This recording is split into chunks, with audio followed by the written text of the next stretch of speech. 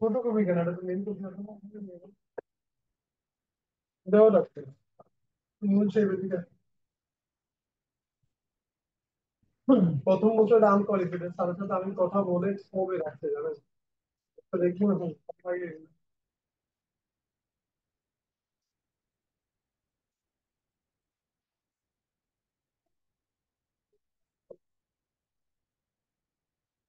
তুমি তো স্যারের সাথে ডিসকাস করে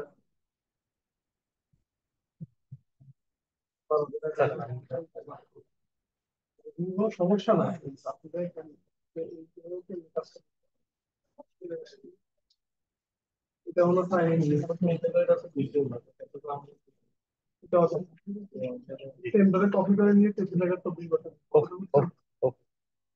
এটা আপনি ডিভিশন দেওয়ার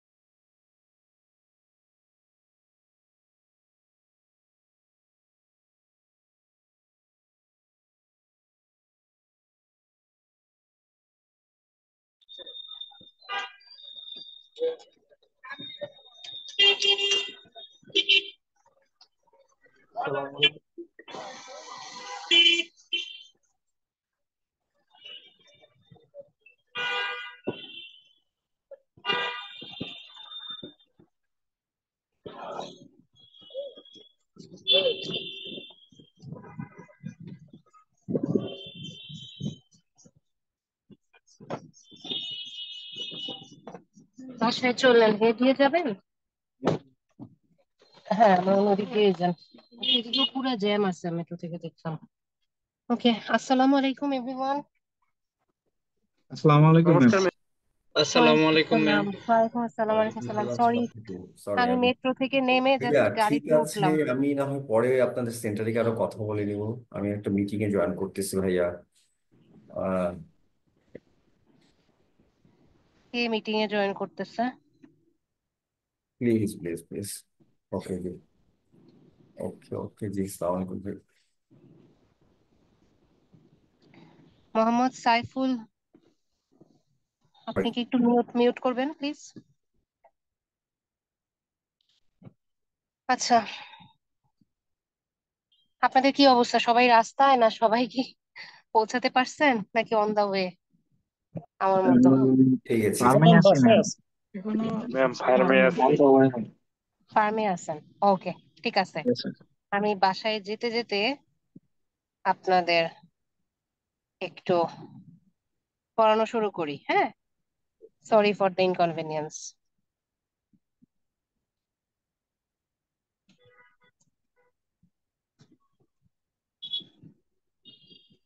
কি হলো, গ্যাস শেষ?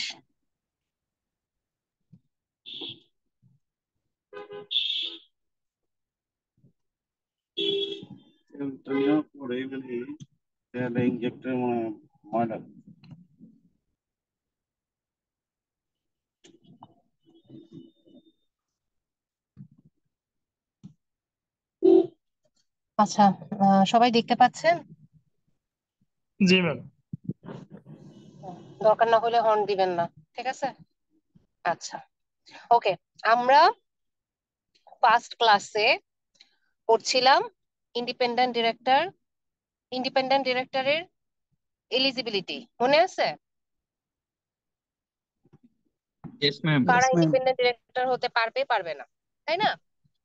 তো আমরা যতটুকু দেখতেছিলাম সেখানে আমার মনে হচ্ছিল যে ইন্ডিপেন্ডেন্ট ডিরেক্টর তো আসলে খুঁজে পাওয়াটা খুবই ডিফিকাল্ট হয়ে যাচ্ছে। হ্যাঁ, ম্যাম, স্ক্রিনটা একটু বড় করলে ভালো হয়।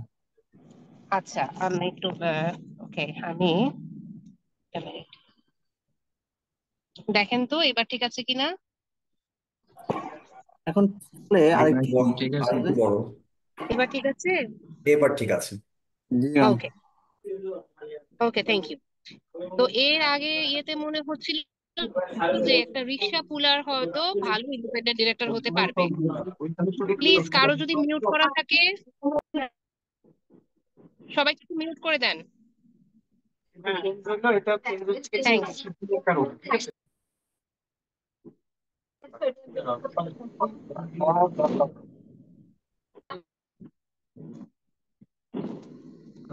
রাসেল মিয়া, আপনি মিউট হন। আজকে হোস্ট নাই কেউ? সালাউদ্দিন, আপনি জি প্লিজ ম্যাম, একটু আছি সবাইকে আমরা। মিউট করে দেন। মনে হয় মানে উনি হয়তো বা বাইরে, যে কারণে আর কি ওনারটা আর কি আনমিউট হয়ে যাচ্ছে বারবার, ওনাকে বের করে দিতে হবে।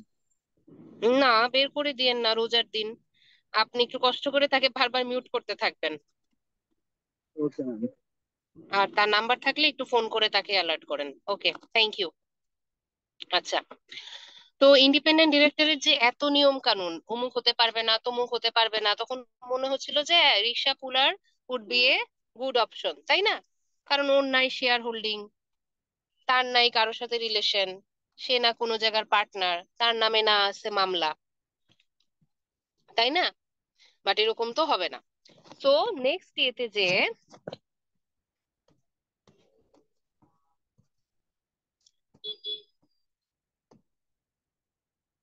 নেক্সট স্টেজে যে আমাদেরকে ইন্ডিপেন্ডেন্ট ডিরেক্টরের কোয়ালিফিকেশন বলতেছে। কোয়ালিফিকেশন কি? 3 প্যারাটায় দেখেন, independent director shall B A knowledgeable individual.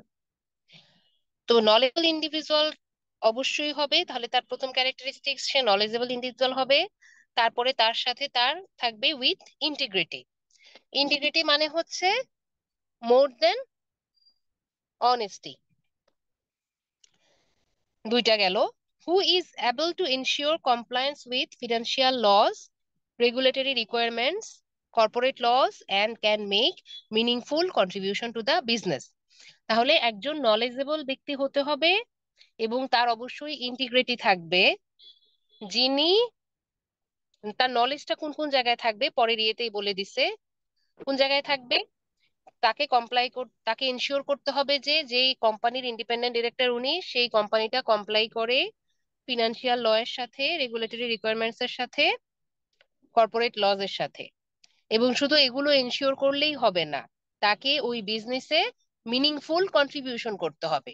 মানে ইন্ডিপেন্ডেন্ট ডিরেক্টর যদি একজন পুতুলের মতো শো অফ পজিশন বসে থাকে, হ্যাঁ, সে কিছু এনশিওর করলো না, বিজনেস কমপ্লাই করলো নাকি, সে কোনো মিনিংফুল কন্ট্রিবিউশন করলো না, মানে কোনো ভ্যালু এডিশন করলো না, ডিরেক্টররা নিজেদের পছন্দ মতো কিছু করে ফেললো যেটার জন্য শেয়ার হোল্ডাররা ক্ষতিগ্রস্ত হবে বা মাইনরিটি শেয়ার হোল্ডাররা ক্ষতিগ্রস্ত হবে, তাহলে কিন্তু ইন্ডিপেন্ডেন্ট ডিরেক্টরের যে উদ্দেশ্যটা, যে উদ্দেশ্যে ইন্ডিপেন্ডেন্ট ডিরেক্টরকে নিয়োগ দেওয়া, সেটা কি হবে না, সাধিত হবে না, ইমপ্লিমেন্টেড ফুলফিল হবে না। হবে না। হুম, ওকে।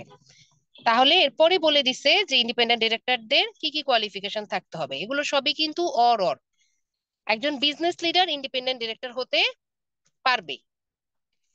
হুম, যে এখন অথবা কোনো বিজনেসে প্রমোটার ছিল, অথবা সে একজন একটা আনলিস্টেড কোম্পানির ডিরেক্টরও ইন্ডিপেন্ডেন্ট ডিরেক্টর হতে পারবে আরেকটা কোম্পানিতে, আবার একটা লিস্টেড কোম্পানির ডিরেক্টরও আরেকটা কোম্পানিতে ইন্ডিপেন্ডেন্ট ডিরেক্টর হতে পারবে।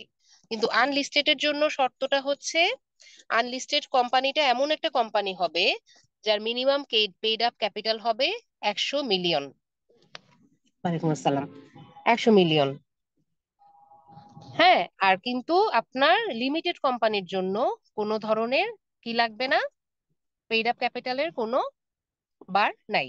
মিনিমাম পেইড আপ ক্যাপিটাল যে কোনো কিছু হলেই লিস্টেড কোম্পানির যে কোনো ডিরেক্টরই আরেকটা কোম্পানি ইন্ডিপেন্ডেন্ট ডিরেক্টর হতে পারবে। আচ্ছা, আমাকে একটু 2 মিনিট সময় দেওয়া যাবে? আমি একটু বাসায় উঠি, লিফটে উঠি। মিস কত জি নম্বর ম্যাম, চ্যাপ্টার জি পড়াচ্ছেন? ম্যাম, আপনি ফ্রেশ হন। গতকালেরটাই পড়াচ্ছি না, ফ্রেশ হবো না, আমি জাস্ট ঢুকে ল্যাপটপটা লগ ইন করবো। তারপর জি ম্যাম। আমি ফার্স্টের ক্লাসে পড়াটাই পড়াচ্ছি, আমরা কন্টিনিউ করছি চ্যাপ্টার 10। ওকে মিস। তাহলে আপনি চলে যান, কবে আসতে আসতে হবে বাবা বলে দিবেন। ঠিক আছে।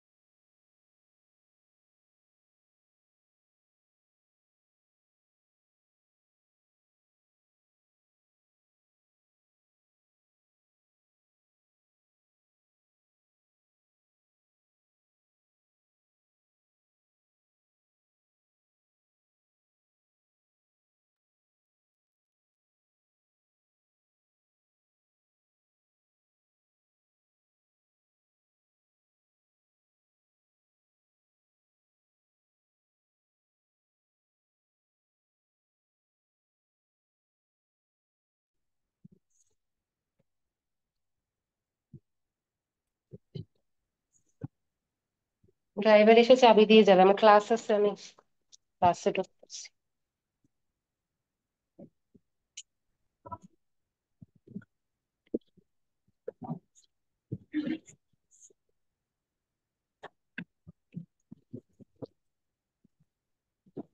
ওকে, এরপরে এর পরেরটা বলছে হচ্ছে ইন্ডিপেন্ডেন্ট ডিরেক্টর হতে পারবে একজন কর্পোরেট লিডার। কর্পোরেট লিডার বলতে এখানে ম্যাম বোঝাইছে স্ক্রিন শেয়ার মেবি চলে গেছে। হ্যাঁ, স্ক্রিন শেয়ার আমি ল্যাপটপ থেকে দিচ্ছি, আপনারা শুনতে থাকেন। হুম, বিজনেস লিডারের পরে হচ্ছে কর্পোরেট লিডার। কর্পোরেট লিডার বলতে কাদেরকে বুঝাইছে? যে কোনো কোম্পানির সিএফও ছিল, সিইও ছিল, হেড অফ ইন্টারনাল অডিট ছিল, হেড অফ লিগ্যাল ছিল, এরকম টপ পজিশন গুলোতে ছিল।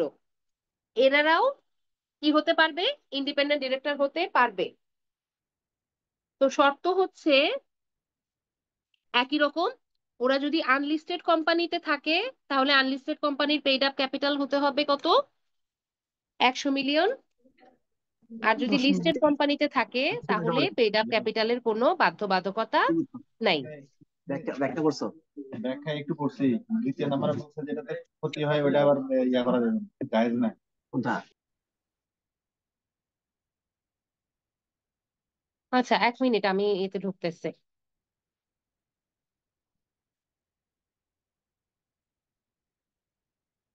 আপনাদের ক্লাস ক্লাস বন্ধ দিবে কবে? ম্যাম 25 তারিখ পর্যন্ত ক্লাস। 25। আজকে হচ্ছে কত? 20। তাহলে আমাকে আর ঈদের আগে আর দিচ্ছে না মনে হচ্ছে।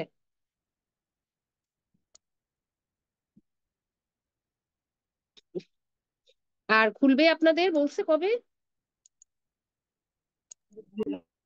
ম্যাম 5 তারিখ পর্যন্ত তো অফ মনে হয়। 5 তারিখ পর্যন্ত তো গভর্নমেন্টই বন্ধ দিচ্ছে এবার, না? জি ম্যাম। জি ম্যাম।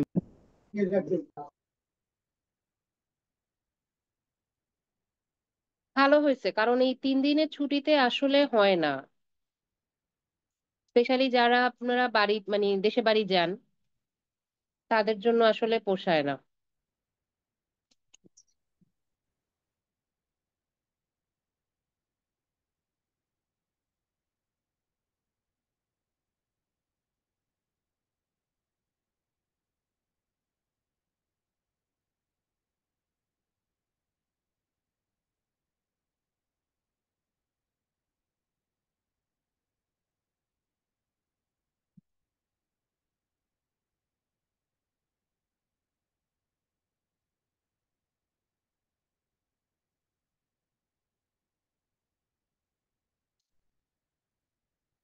আপনাদের আর বিজনেস ফিনান্স ক্লাস হয়েছে আর কোনো কিছু? না ম্যাম, আপনি একদিন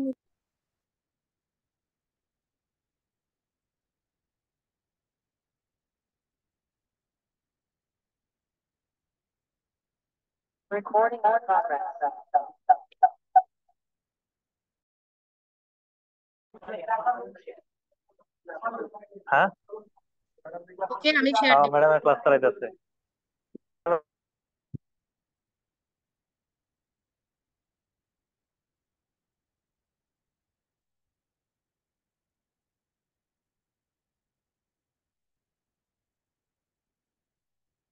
আচ্ছা, হোপ এখন সবাই ঠিক মতো দেখতে পাচ্ছেন।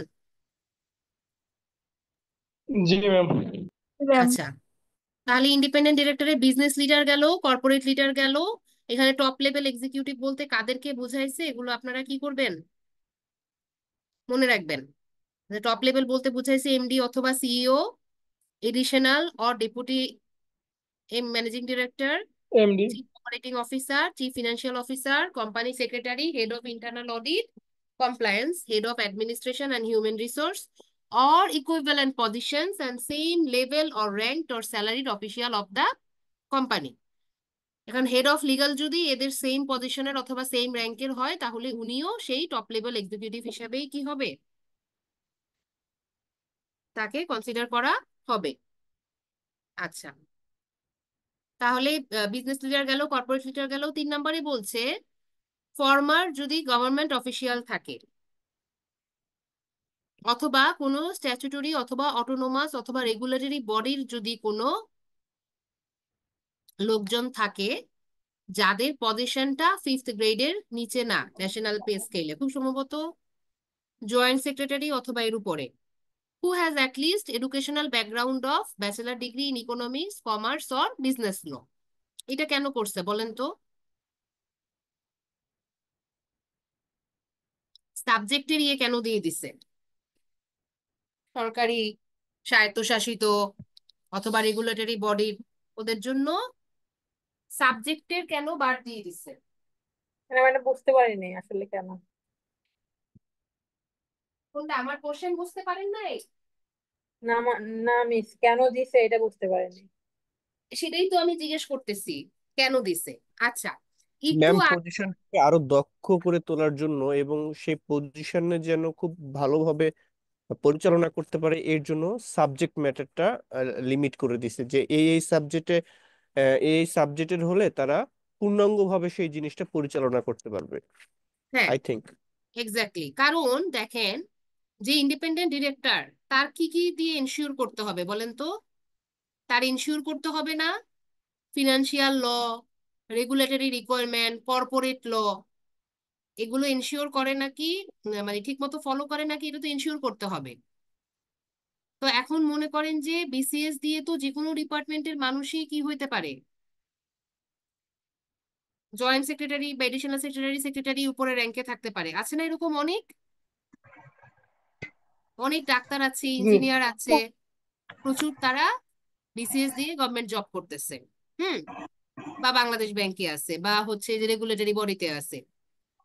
তো তারা যেহেতু তাদের দায়িত্বটা ঠিক মতো পালন করতে পারে, যে আইএসআই, ফিনান্সিয়াল লস, এই ব্যালেন্স শিটটা মানে কি, পিএনএলটা মানে কি, নেট প্রফিট মানে কি, গ্রস প্রফিট মানে কি, হুম, ডিফার ট্যাক্স কি, আইএসআইএফআরএস এর অ্যাপ্লিকেশনটা কি, ট্যাক্স ল কি বলছে, ভ্যাট ল কি বলছে, কোম্পানি আইন কি বলছে, এগুলো যাতে তারা ইনশিওর করতে পারে, এই জন্য যে কোনো ব্যাকগ্রাউন্ডের ফর্মার অফিসিয়াল বলেই হবে না।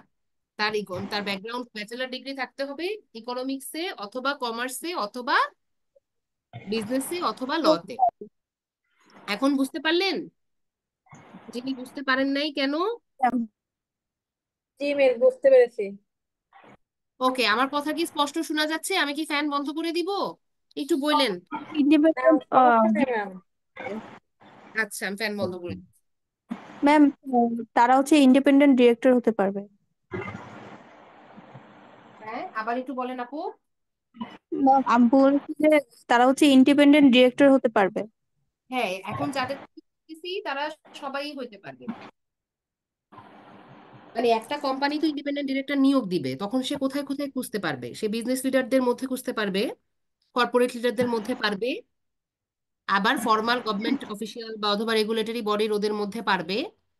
আবার বলছি ইউনিভার্সিটি টিচাররাও কি হতে পারবে? ইন্ডিপেন্ডেন্ট ডিরেক্টর হতে পারবে। কিন্তু শর্ত কি? সব ডিপার্টমেন্টের টিচার কিন্তু হতে পারবে না। ইকোনমিক্স, কমার্স, বিজনেস স্টাডিজ অথবা ল, এই চারটা ব্যাকগ্রাউন্ডের ইউনিভার্সিটি টিচারই কি হতে পারবে? ইন্ডিপেন্ডেন্ট ডিরেক্টর হতে পারবে। এখন কথা ক্লিয়ার শোনা যাচ্ছে? কিছু না বুঝলে প্লিজ বলবেন।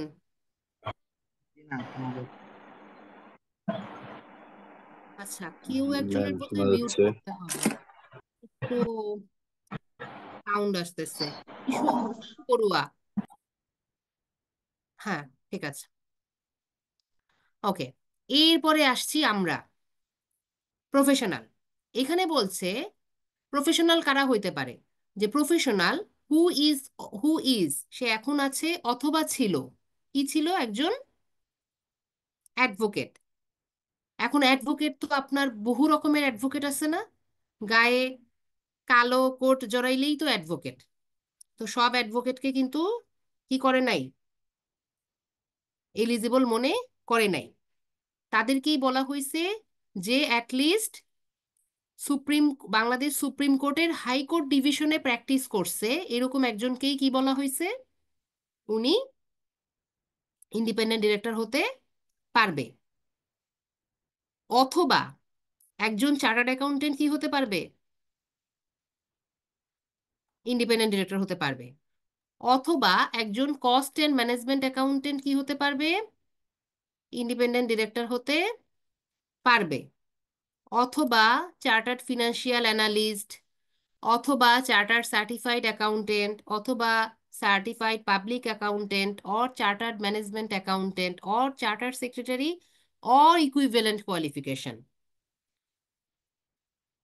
বা ধরেন কোনো একটা বাইরের ডিগ্রিকে যদি বাংলাদেশে কি করা হয়, এই সিএ, সিএফএ, সিএমএ এগুলোর ইকুইভ্যালেন্ট মনে করা হয়, অ্যাপ্রুভাল দেওয়া হয়, তাহলে তারাও হতে পারবে। ইন্ডিপেন্ডেন্ট ডিরেক্টর হতে পারবে। এই 5 টাইপের মানুষের যে কোনো একজনই ইন্ডিপেন্ডেন্ট ডিরেক্টর হতে পারবে। এরপরে প্রথমে তো ছিল 3-এর এ, তারপর 3-এর বিতে সবার 5 জনের কথা বললাম। 3-এর সিতে বলছে যে এই উপরের সবাই হতে পারবে, বাট তাদের কি থাকতে হবে, অ্যাটলিস্ট 10 ইয়ার এক্সপিরিয়েন্স। এক্সপিরিয়েন্স থাকতে হবে কোন জায়গায়। যে উপরে যেই বলছি যে বিজনেস লিডার, সে তো একটা বিজনেস থেকে আসবে, মানে তার 10 বছরের অভিজ্ঞতা থাকবে বিজনেস চালানোর, হ্যাঁ, কর্পোরেট লিডারের। গভর্নমেন্ট অফিসিয়াল তো চাকরিতে ছিল, ইউনিভার্সিটি টিচারও ছিল, সিএর মতো ছিল, হুম, সিএম এর মতো, মানে সবারই কি করতে হবে, 10 ইয়ার্স এর এক্সপিরিয়েন্স থাকতে হবে।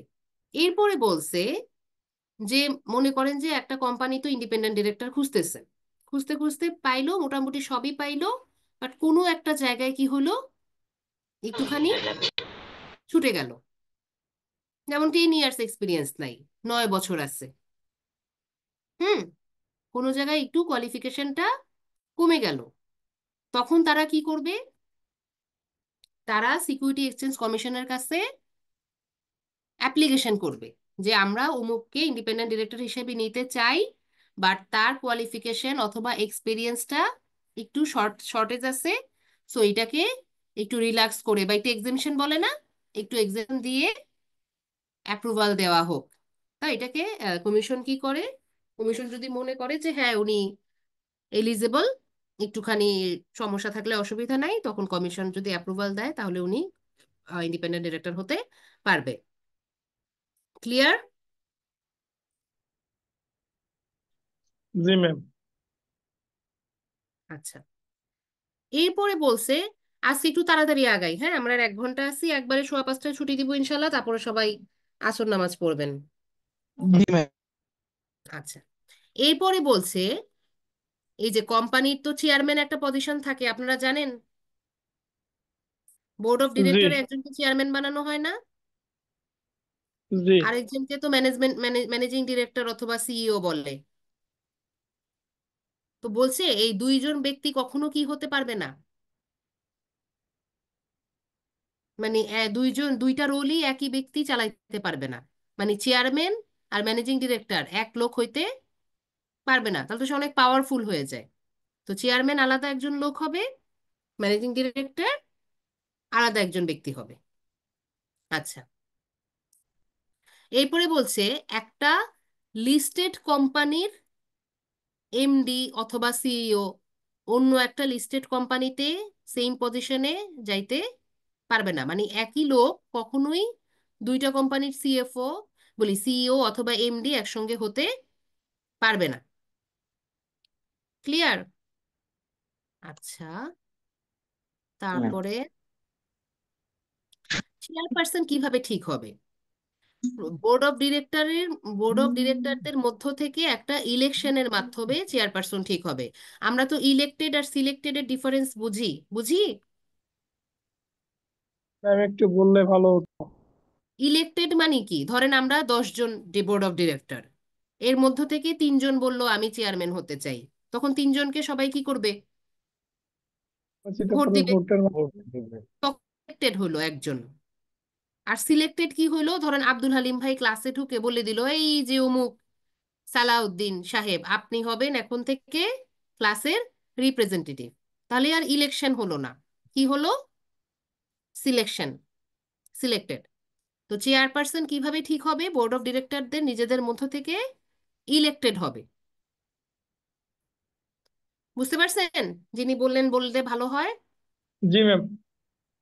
এরপরে বলছে এই চেয়ারপারসনের রোল রেসপন্সিবিলিটি কি, ম্যানেজিং ডিরেক্টরের রোলস রেসপন্সিবিলিটি কি, এগুলো ক্লিয়ারলি বলা থাকবে, কারণ এটা তো কোম্পানির ব্যাপার, এগুলো সব ক্লিয়ারলি লিখিত থাকবে, ডিফাইন করা থাকবে এবং লিখিত থাকবে।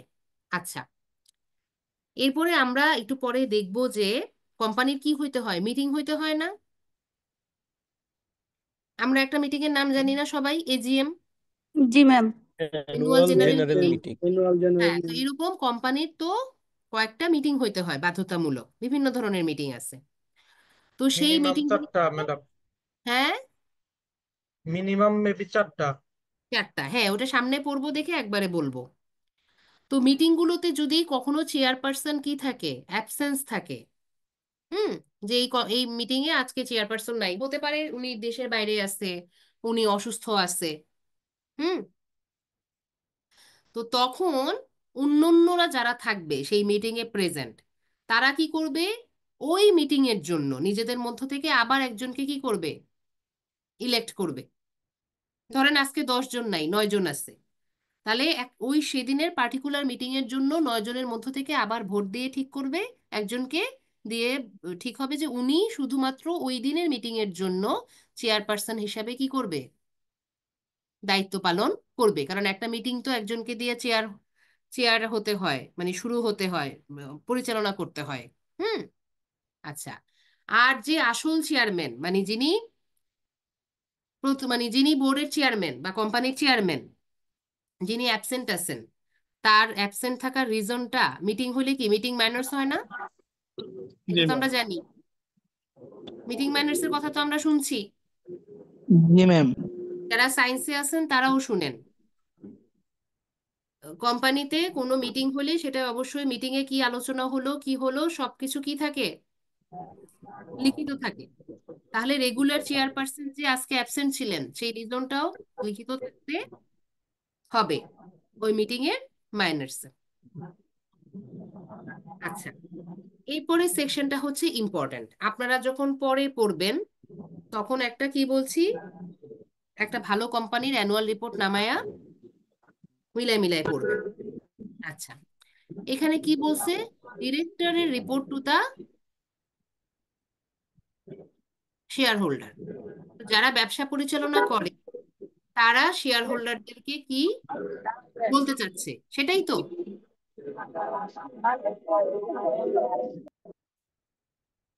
আর আচ্ছা, তো আপনারা অ্যানুয়াল রিপোর্ট খুললে দেখবেন কি ইয়ের বাণী আছে, চেয়ারম্যানের বাণী আছে, এমডির বাণী আছে। তো ওটুকের মধ্যেই আপনারা শুধু এই পয়েন্টগুলো খুঁজবেন না, পুরা অ্যানুয়াল রিপোর্টের মধ্যেই এখন যে পয়েন্টগুলো আছে, পুরো অ্যানুয়াল রিপোর্টটাই তো কাদের জন্য বানানো হয়, শেয়ার হোল্ডারদের জন্য। তাহলে পুরো অ্যানুয়াল রিপোর্টেই আপনারা এই যে এখন আমরা কতগুলো পয়েন্ট পড়বো, কয়টা, 20, 25, 26, 27, এই যে 27টা পয়েন্ট আমরা পড়বো, এই 27টা পয়েন্টটা আপনারা শুধু ডিরেক্টরের স্টেটমেন্টেই পাবেন না, পুরো অ্যানুয়াল রিপোর্টেরই কোথাও না কোথাও পেয়ে যাবেন। বুঝতে পারছেন? এবং এটা পড়ার সময় অবশ্যই অ্যানুয়াল রিপোর্ট নিয়ে বসে পড়বেন, নাহলে বোরিং লাগবে, আর খুঁজে পাবেন না কিছু, মনে থাকবে না। আর একবার যদি মিলায় মিলায় দেখে পড়তে পারেন সারা জীবন মনে রাখবেন, কথা দিলাম। আর যদি খুব বোর লাগে নিজেরা পড়তে, 2-3 জন মিলে বসে পড়বেন, 4-5 জনে পড়তে যাবেন না, 2-3 জন, হায়েস্ট গ্রুপ স্টাডি করবেন 2-3 জন। ওকে, তো বলছে Board of the company shall include the following additional statements or disclosures in the director's report prepared under Section 184 of Companies Act 1994. Companies Act 1994 এ কি বলে দিছে, যে এই এই ফলোইং এডিশনাল স্টেটমেন্ট গুলো অথবা ডিসক্লোজার গুলো ডিরেক্টর রিপোর্টের আন্ডারে থাকবে। তো আপনারা যখন কোম্পানি ল পড়বেন তখন দেখবেন যে এগুলোকে রাখতে বলা হয়েছে। তো সেটা আমি বললাম যে শুধু যে ডিরেক্টরের একটা বাণী আছে শুধু সেটুকুই লিমিটেড থাকবেন না, পুরাটার মধ্যেই খুঁজে দেখবেন কি থাকে, যে এই কোম্পানিটা কোন ইন্ডাস্ট্রিতে ব্যবসা করতেছে, সেই ইন্ডাস্ট্রির আউটলুকটা কেমন, এখানে কত হাজার কোটি টাকা টার্নওভার হয়, হুম, জিডিপিতে এই ইন্ডাস্ট্রির ভূমিকা কি, ইকোনমিতে এই কোম্পানির এই ইন্ডাস্ট্রির ভূমিকা কি, এই এই ইন্ডাস্ট্রি থেকে গভর্নমেন্ট কত টাকা ট্যাক্স পায়, ভ্যাট পায়, হুম, এবং এই ইন্ডাস্ট্রির পসিবল ফিউচার ডেভেলপমেন্ট কি। এখন মনে করেন একটা কোম্পানিতে কেউ যদি ইনভেস্ট করে, সে কি জন্য ইনভেস্ট করবে বলেন তো? যাতে এখান থেকে কোনো ধরনের রিটার্ন পায়, তাই না? হয় ডিভিডেন্ড পাবে, অথবা শেয়ারের দাম বাড়লে বিক্রি করে ক্যাপিটাল গেইন পাবে, কোনো না কোনো রিটার্ন পাওয়ার জন্যই তো কোম্পানিতে মানুষ শেয়ার কিনে বা ইনভেস্ট করে। তাহলে যেই ইন্ডাস্ট্রিটাতে এই কোম্পানিটা আছে, সেই ইন্ডাস্ট্রির যদি ফিউচারের কোনো পসিবল সুযোগ না থাকে ভালো করার, এক্সপান্ড করার, তাহলে কি মানুষ ইনভেস্ট করবে? সে তো না ইনভেস্ট করতে ম্যাম। চায়। তো এখন বর্তমান ইন্ডাস্ট্রির কি অবস্থা এবং ইন্ডাস্ট্রির ফিউচার আর কোথায় কোথায় ইন্ডাস্ট্রিটা বাড়ার সুযোগ আছে, সেটাকেও বলে দিতে হবে। এরপরে কোম্পানির সেগমেন্ট ওয়াইজ অথবা প্রোডাক্ট ওয়াইজ পারফরমেন্স দিতে হবে। আমি পয়েন্টগুলো পড়ে যাচ্ছি, যেখানে যার সমস্যা, যেই পয়েন্টটাই যেই বুঝবেন না সাথে সাথে বলবেন।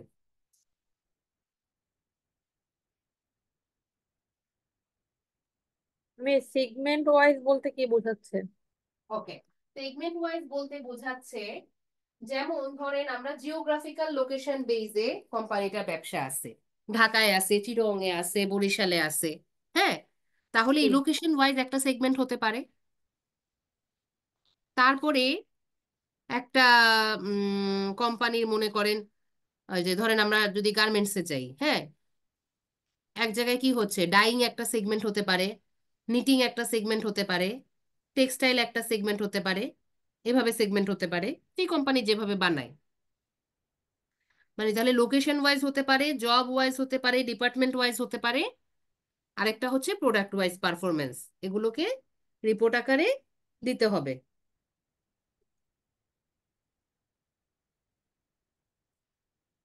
ঠিক আছে? জি মিস। আচ্ছা, এরপরে 3 নম্বরে কি বলছে, risk and concerns including internal and external risk factor. এখন বলেন, রিস্ক ছাড়া কি আছে দুনিয়ায় চলা যাবে? আমরা কি বাসায় বসেও বলতে পারবো যে আমরা রিস্ক ফ্রি আছি, মরবো না? না ম্যাম। তা তো বলা না যাবে। ম্যাম। সো বিজনেসেও এরকম রিস্ক থাকবে, বিভিন্ন ধরনের রিস্ক থাকবে, বিভিন্ন ধরনের কনসার্ন থাকবে, সেটা ইন্টারনাল যেমন থাকবে, এক্সটার্নালও থাকবে। তাহলে আমার বিজনেসের জন্য কি কি ইন্টারনাল এবং এক্সটার্নাল রিস্ক আছে, কি কি থ্রেট আছে, যে আমি সাস্টেনেবিলিটি তো আমরা বুঝি, তাই না, যে আমি অনাদিকাল পর্যন্ত কি করব, সাস্টেইন করব। তো আমার সাস্টেনেবিলিটির এগেনস্টে কি কি থ্রেট আছে, আমার বিজনেসের কি কি নেগেটিভ ইম্প্যাক্ট আছে এনভায়রনমেন্টে, এগুলো আমাকে কি করতে হবে, স্পেসিফাই করতে হবে। বলে দিতে হবে যে আমি এগুলো জানি। মানে স্বীকার করতে হবে, কোনো ধ্যানাই বানাইতে যাওয়া যাবে না। এবং আমরা পরে দেখব যে রিস্ক নিয়েও কিন্তু আপনার বড় বড় মানে অনেক পেজের অনেক সেগমেন্টে অ্যানুয়াল রিপোর্টে লেখা থাকে যে আমার তো শুধু রিস্ক জানলেই হবে না, রিস্ক মিনিমাইজ করার জন্য আমরা কি করি। যেমন আগুন লাগতে পারে একটা রিস্ক, এটার এগেনস্টে আমরা কি করি, ফায়ার এক্সটিংগুইশার ইন্স্যুরেন্স। লাগাই, ফায়ার ফায়ার, ফায়ার ইন্সুরেন্স করি আর তাই না?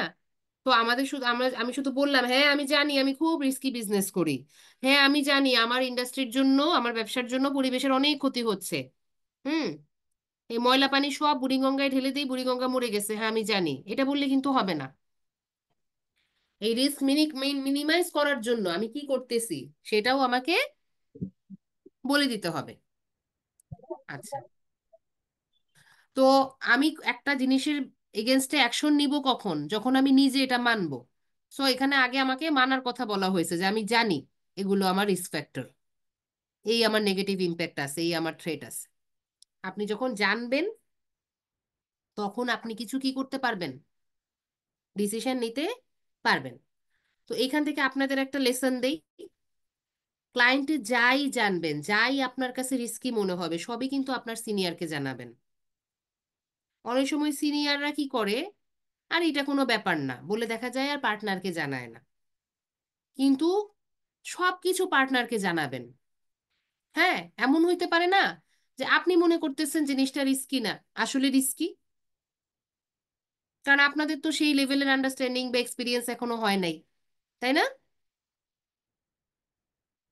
সো আমি একটা সিলি ব্যাপার উপর ম্যানেজারকে জানাবো বা পার্টনারকে জানাবো, এইটা না।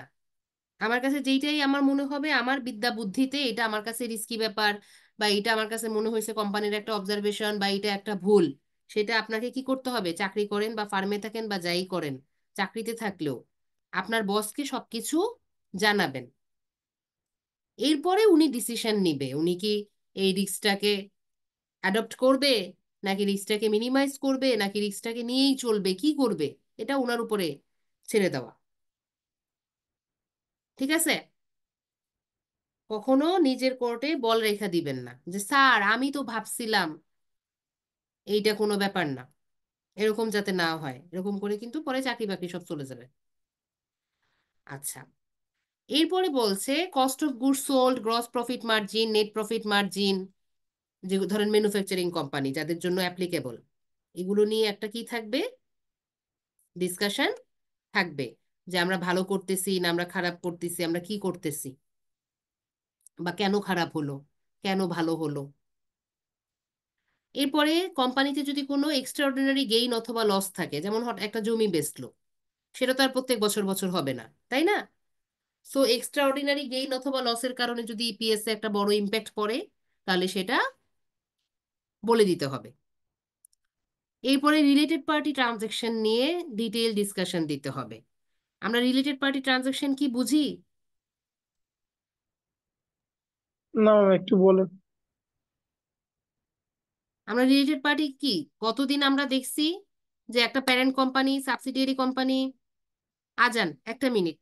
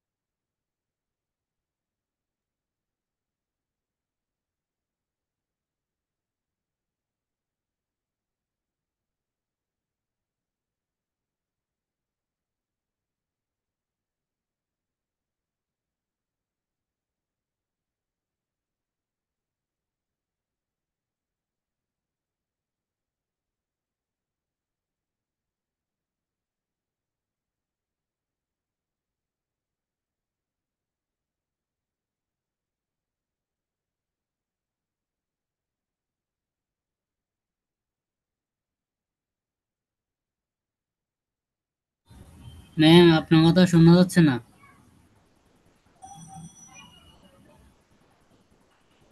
আজান দিচ্ছে, একটু ওয়েট করেন।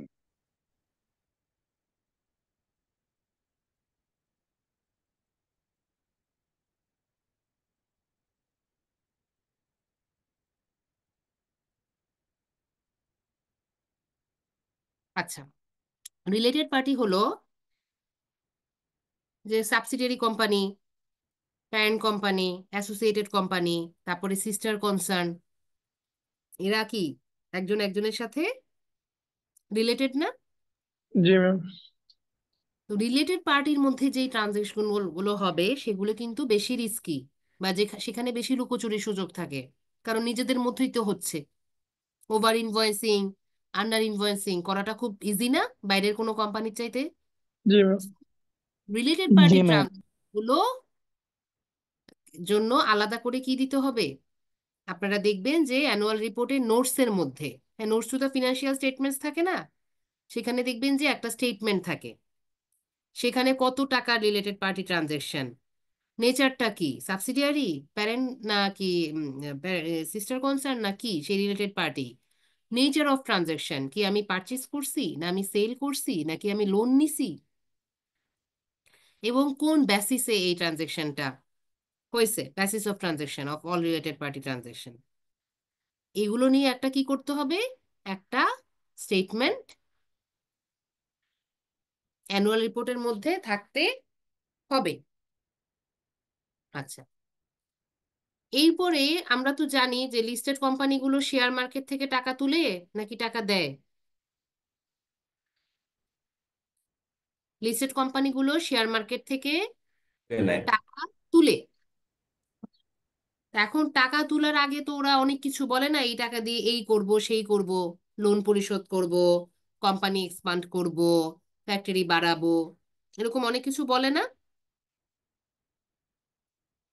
তো জি এইখানে ওরা একটা স্টেটমেন্ট দিবে যে ওরা যে আইপিও থেকে মানে ইনিশিয়াল পাবলিক অফারিং, পাবলিক ইস্যুর মাধ্যমে যে টাকা তুললো শেয়ার মার্কেট থেকে, public issue, right issue, right ইস্যুটা আমরা আরো ডিটেলসে পড়বো চ্যাপ্টার 7 যখন পড়বো। তো পাবলিক ইস্যুর মাধ্যমে টাকা তুললো, রাইট ইস্যুর মাধ্যমে টাকা তুললো, বা আদার ইনস্ট্রুমেন্ট, আমাদের মার্কেটে তো বন্ড আছে, বন্ড আছে না, কেউ বন্ড বিক্রি হ্যাঁ। করে টাকা তুললো। তো যেই মাধ্যমেই পাবলিক থেকে টাকা তুলুক না কেন, সেই টাকাটা ইউটিলাইজ হয়েছে কোন কোন জায়গায়, হুম, সেটাকে একটা স্টেটমেন্টের মধ্যে দিতে হবে। এবং মনে রাখবেন এই যে একটা স্টেটমেন্ট যে আইপিওর টাকা কোথায় কোথায় ইউজ হয়েছে, ইউটিলাইজ হয়েছে, এই স্টেটমেন্টটা কিন্তু আবার একজন অডিটর কি করে দিবে, সাইন করে দিবে। তাহলে অ্যানুয়াল রিপোর্টে তিনটা তিনজনের সাইন থাকবে, এক হচ্ছে আমরা যারা স্ট্যাচুটরি অডিট করি, আরেকটা কি এই যে কর্পোরেট গভর্নেন্স নোটিফিকেশন গুলো ঠিক আছে নাকি এটা একজন করবে, আর পাবলিকের টাকা তুলে কোন জায়গায় খরচ করছে, ইউটিলাইজ করছে সেটা স্টেটমেন্টটা আরেকজন দেখে দিবে। এই তিনজন কখনোই একই একই ফার্ম বা একই ব্যক্তি হবে না, তিনজন তিনজন মানে তিনটা দায়িত্ব তিনজন এন্টিটির উপর থাকবে, তিনজন ডিফারেন্ট পারসন মেনটেন করবে। তিনজন ডিফারেন্ট পার্সন। বুঝছেন, মুখ দিয়ে ডিফারেন্ট ডিফারেন্ট ওয়ার্ডটাও বেরোইতেছে না। আল্লাহ কি হবে, আজকে আসলে খুবই টায়ার্ড লাগতেছে। একটু আগে ট্রাভেল করে আসছেন এই জন্য maybe। আজকে তো দৌড়াইতে দৌড়াইতে, ইউজুয়ালি আমি ছেলেদের বগিতে উঠি না, আজকে যদি ওইটা মিস করতাম তাহলে আরো 10 মিনিট পরে ক্লাস শুরু হইতো। অবশ্য ফাঁকা ছিল, আলহামদুলিল্লাহ ফাঁকা পায়ে উঠে গেছি, দৌড়াইতে দৌড়াইতে আসছি।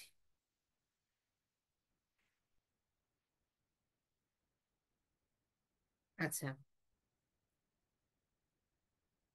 এরপরে বলছে আপনারা যদি পত্রিকা পড়েন কি দেখবেন যে শেয়ার মার্কেটে আসার পর অনেক কোম্পানি কি হয়েছে, খুব খারাপ পারফরমেন্স দেখাচ্ছে। শেয়ার মার্কেটে তো ভালো কোম্পানি না হলে আসার সুযোগ নাই, সুযোগ আছে? না ম্যাম। আপনাদের কি মনে হয় তারা পাবলিকের টাকা নিয়ে চলবে? তাহলে যদি খারাপ কোম্পানিকে গভর্নমেন্ট যদি ঢুকতে দেয় তাহলে তো পাবলিকের টাকা নিয়ে কই চলে যাবে? ওই যে কিছুদিন পর পর দেখা যায় না যে গ্রামে টামে বা মফস্বলে শহরে দেখা যায় না যে হঠাৎ করে ওই, টেস্টিনের মতন চলে যাবে ম্যাডাম। হ্যাঁ আয়সা দেখে যে সাইনবোর্ডও নাই, ইয়েও নাই, কোটি কোটি টাকার ফান্ড তুলে ফেলছে। তো এই জন্য, নামে আছে বাট এক্সিস্ট করে না। হ্যাঁ, তো এই জন্য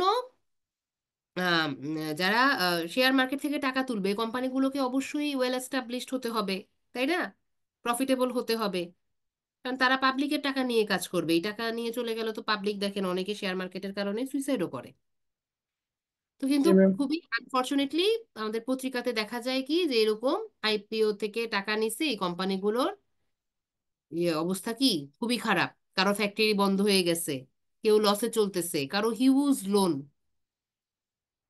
তাহলে বলছে যে কোনো কোম্পানির যদি পাবলিকের থেকে আইপিও মাধ্যমে বা রাইট শেয়ারের মাধ্যমে টাকা উঠানোর পরে যদি তাদের ফিনান্সিয়াল রেজাল্ট কি হয়, ডিটোরিয়েট করে, তাহলে তার কি দিতে হবে? এক্সপ্লেনেশন দিতে হবে যে তোমার কোম্পানিতে এতদিন খুব প্রফিটে চলতেছিল, আইপিওতে আসার পরে কি হয়েছে যে তোমার রেজাল্ট খারাপ হয়েছে, ফিনান্সিয়াল কন্ডিশন খারাপ হয়ে গেছে। আচ্ছা, এরপর আরেকটা কি বলছে যে একটা এক্সপ্লেনেশন দিতে হবে যদি সিগনিফিক্যান্ট ভেরিয়েন্স থাকে between quarterly financial performance and annual financial statement. আচ্ছা, বলেন তো আমরা অডিটররা কবে যাই অডিট করতে? ঘটনা ঘটার পরে না আগে? পরে ম্যাম। পরে। এবং ঘটনা 1 বছর ঘটার পরে, পরে। ঘটনা ঘটার 1 বছর পরে কিন্তু যাই, তাই না? কিন্তু জি ম্যাম। আপনারা যদি জি ম্যাম। ঢাকা স্টক এক্সচেঞ্জের ওয়েবসাইটে যান বা পেপারে দেখবেন প্রায় প্রাইস সেনসিটিভ ইনফরমেশন আসে ছোট করে, পিএসআই বলে। হুম। তো একটা কোম্পানি তো বছরে কয়টা কোয়ার্টার? আমাদের 3 মাসে একটা কোয়ার্টার হলে বছরে 4টা কোয়ার্টার। প্রত্যেক কোয়ার্টারে কি করে? তার ফিনান্সিয়াল স্টেটমেন্ট ওয়েবসাইটে পাবলিশ করে, পেপারে দেয়।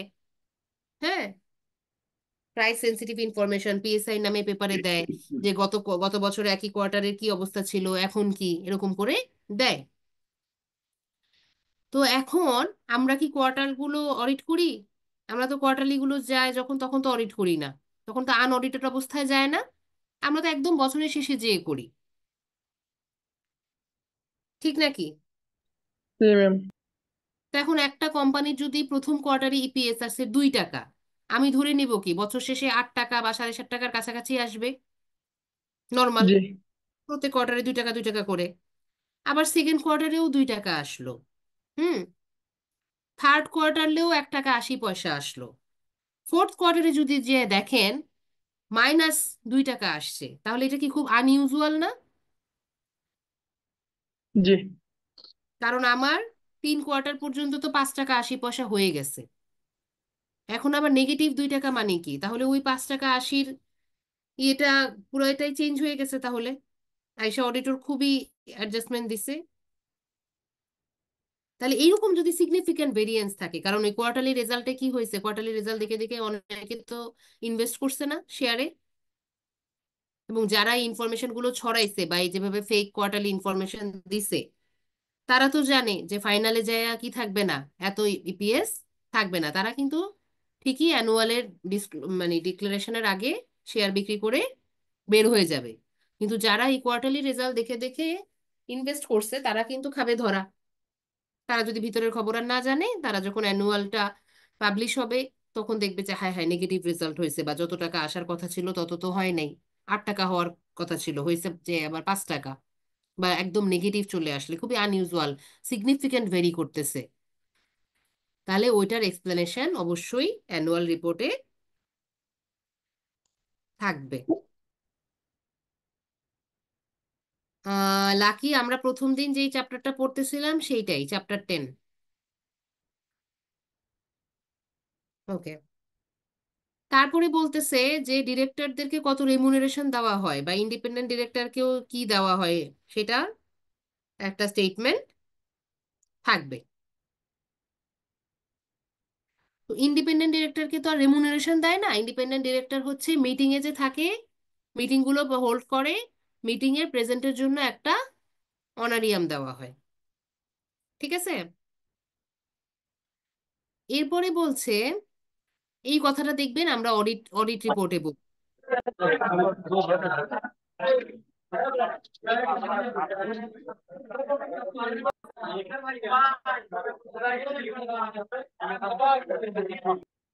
কি হইলো? আচ্ছা, কাইন্ডলি ম্যাম একে একটু মিউট করা যায়? মিউট করার দায়িত্বে তো 2 জন হোস্ট আছে, একজন আজাদ, একজন রুবেল ইসলাম। ওনাদের কাজ হচ্ছে মিউট করা। আচ্ছা, এরপরে বলছে আমরা দেখবেন অডিট অপিনিয়নে বলি যে যে কি এই ফিনান্সিয়াল স্টেটমেন্টসটা present fairly it state of affairs, result of its operations, cash flows and changes in equity, এরকম বলি না অডিট অপিনিয়নে? Yes, ma'am. জি ম্যাম। তাহলে এই স্টেটমেন্টটা কে দিবে? কি বলছে? Prepared by the management. Management একটা স্টেটমেন্ট দিবে, মানে বোর্ড। বোর্ড একটা স্টেটমেন্ট দিবে কি, যে এই যে ফিনান্সিয়াল স্টেটমেন্টসটা আমরা অ্যানুয়াল রিপোর্টে দিচ্ছি, সেটা সবকিছু কি আছে, ম্যাটেরিয়ালি ঠিক আছে। আচ্ছা, এরপরে বলছে proper books of accounts maintain করা হয়। প্রপার বুকস অফ অ্যাকাউন্টস বলতে আমরা কি বুঝি?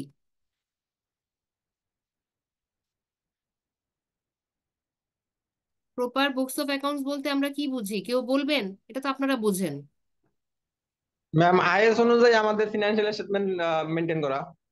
না, ম্যাম 6টা যে অ্যাকাউন্ট বুকস আছে ওইগুলা। ম্যাম জেনারেলি যেমন লেজার থাকে, লেজার বুক বিভিন্ন টাইপ এইগুলা। হ্যাঁ হ্যাঁ, একটু জোরে বলেন না, মিনমিন করে বললে সেলস তো ডে হলো না। বুক, পারচেজ ডে বুক, হ্যাঁ, আমার জার্নাল থাকবে, আমার লেজার ক্যাশ থাকবে, বুক, এবং মোট কথা জার্নাল। কি, সেগুলোর সাপোর্টিং লাগবে। ইয়েস ম্যাম, ভাউচার গুলো হুম, থাকবে। এরকম অনেক কোম্পানি আছে যে অডিটে গেছে, অডিটে যাওয়ার পরে কি করে, গরম গরম ভাউচার প্রিন্ট করে দেয়, যে একটা লেজার দেয় এক্সেলে বানানো, তারপর যদি বলে এই ভাউচারটা দেন, সেই ভাউচারটা তখন প্রিন্ট করে দেয়। সেই ভাউচারে কিন্তু নাই কোনো কি নাই। ম্যাম এটা কি সম্ভব? এটা দিয়ে ইচ্ছে করলে ধরে ফেলা যাবে এটা যে হঠাৎ করে তৈরি করেছে? আরে ভাই, এটা সম্ভব। এটা আমি নিজে, আমার নিজের চোখে দেখা লিস্টেড কোম্পানি। কি আশ্চর্য, এটা তো একটা ডাকাতি। হ্যাঁ, সে এক বিরাট ইতিহাস। এটা হচ্ছে অন রেকর্ডে বলা যাবে না। আমরা ক্লাস শেষ হলে আপনি যদি সেই পর্যন্ত ধৈর্য রেখে আমার 12টা 14টা ক্লাস করতে পারেন, জি, তখন আমাকে বললেন, তাহলে এই সম্ভবের কল্পনা। কাহিনী আপনাদেরকে বলবো। আচ্ছা ম্যাম ইনশাল্লাহ, কোড কিন্তু গুলো বুঝার। সফটওয়্যার ওয়াইজ সিস্টেম গুলোতে কে বেশি বললেন? শরীফুল ইয়েস না ম্যাম। সাইফুল? শরীফুল। কে আমাকে ইয়েস মনে ম্যাম। করায় দিবে? আমি সাইফুল। সাইফুল, ওকে। জি সাইফুল তাহলে যদি লাস্ট ক্লাস পর্যন্ত থাকেন, ইনশাল্লাহ। ইনশাআল্লাহ, তাহলে এই অসম্ভবের কাহিনী আপনাদেরকে বলবো। এখন তো আসলে রেকর্ড হয় দেখে অনেক কিছু বলি না, বাট আমি প্রিভিয়াস মানে জি প্রিভিয়াস রেকর্ডও অনেক কিছু বলছি। পোলাপাইন আবার দুষ্টু আছে, ইউটিউবে ছড়ায় দেয়, এই জন্য আমি এখন একটু জি, জি। Already face this problem ma'am, সমস্যা নেই। হ্যাঁ। তো আসলে বাংলাদেশে সবকিছু সম্ভব, হ্যাঁ, বাট এটা যেহেতু আমার নিজেরই অসম্ভবের এক অভিজ্ঞতা দেশ। আছে, আমি আপনাদেরকে বলবো। ঠিক আছে। But proper books of accounts মানে হচ্ছে আমার ইচ এন্ড এভরি, আমি যে ট্রানজেকশন বলতেছি বা আমি অ্যাকাউন্ট ফর করতেছি, তার জন্য প্রপার সাপোর্টিং থাকবে। হুট করে আমাকে একটা ব্যালেন্স শিট বা একটা পিএনএল একটা বানাই দিল এক্সেলে, তাহলে হবে না। এবং এই স্টেটমেন্টও কে দিবে? এটাও কিন্তু ম্যানেজমেন্টের পক্ষ থেকে স্টেটমেন্টটা আসবে। এই দায়িত্ব কিন্তু কে নিচ্ছে না? প্রাইমারি রেসপন্সিবিলিটি কার? অডিটরের না কিন্তু। ফিনান্সিয়াল স্টেটমেন্টস এর প্রাইমারি রেসপন্সিবিলিটি কার? ম্যানেজমেন্টের। ম্যানেজমেন্টের। ম্যানেজমেন্টের। সো একেবারে সবকিছু যে বলে দেয় যে অডিটর দোষী, একবারে কিন্তু অডিটরের উপরে দেওয়া যাবে না। যাবে না। অডিটরের কাজ অডিটর ঠিক করছে নাকি সেটাও কিন্তু দেখার অনেক ওয়ে আছে, তাই না? আপনার ওয়ার্কিং পেপার ফাইল, আপনার পার্মানেন্ট ফাইল, টেম্পোরারি ফাইল, আপনার কাজ দেখলেই তো বোঝা যাবে যে আপনি আপনার অডিটটুকু ঠিক মতো করছেন নাকি।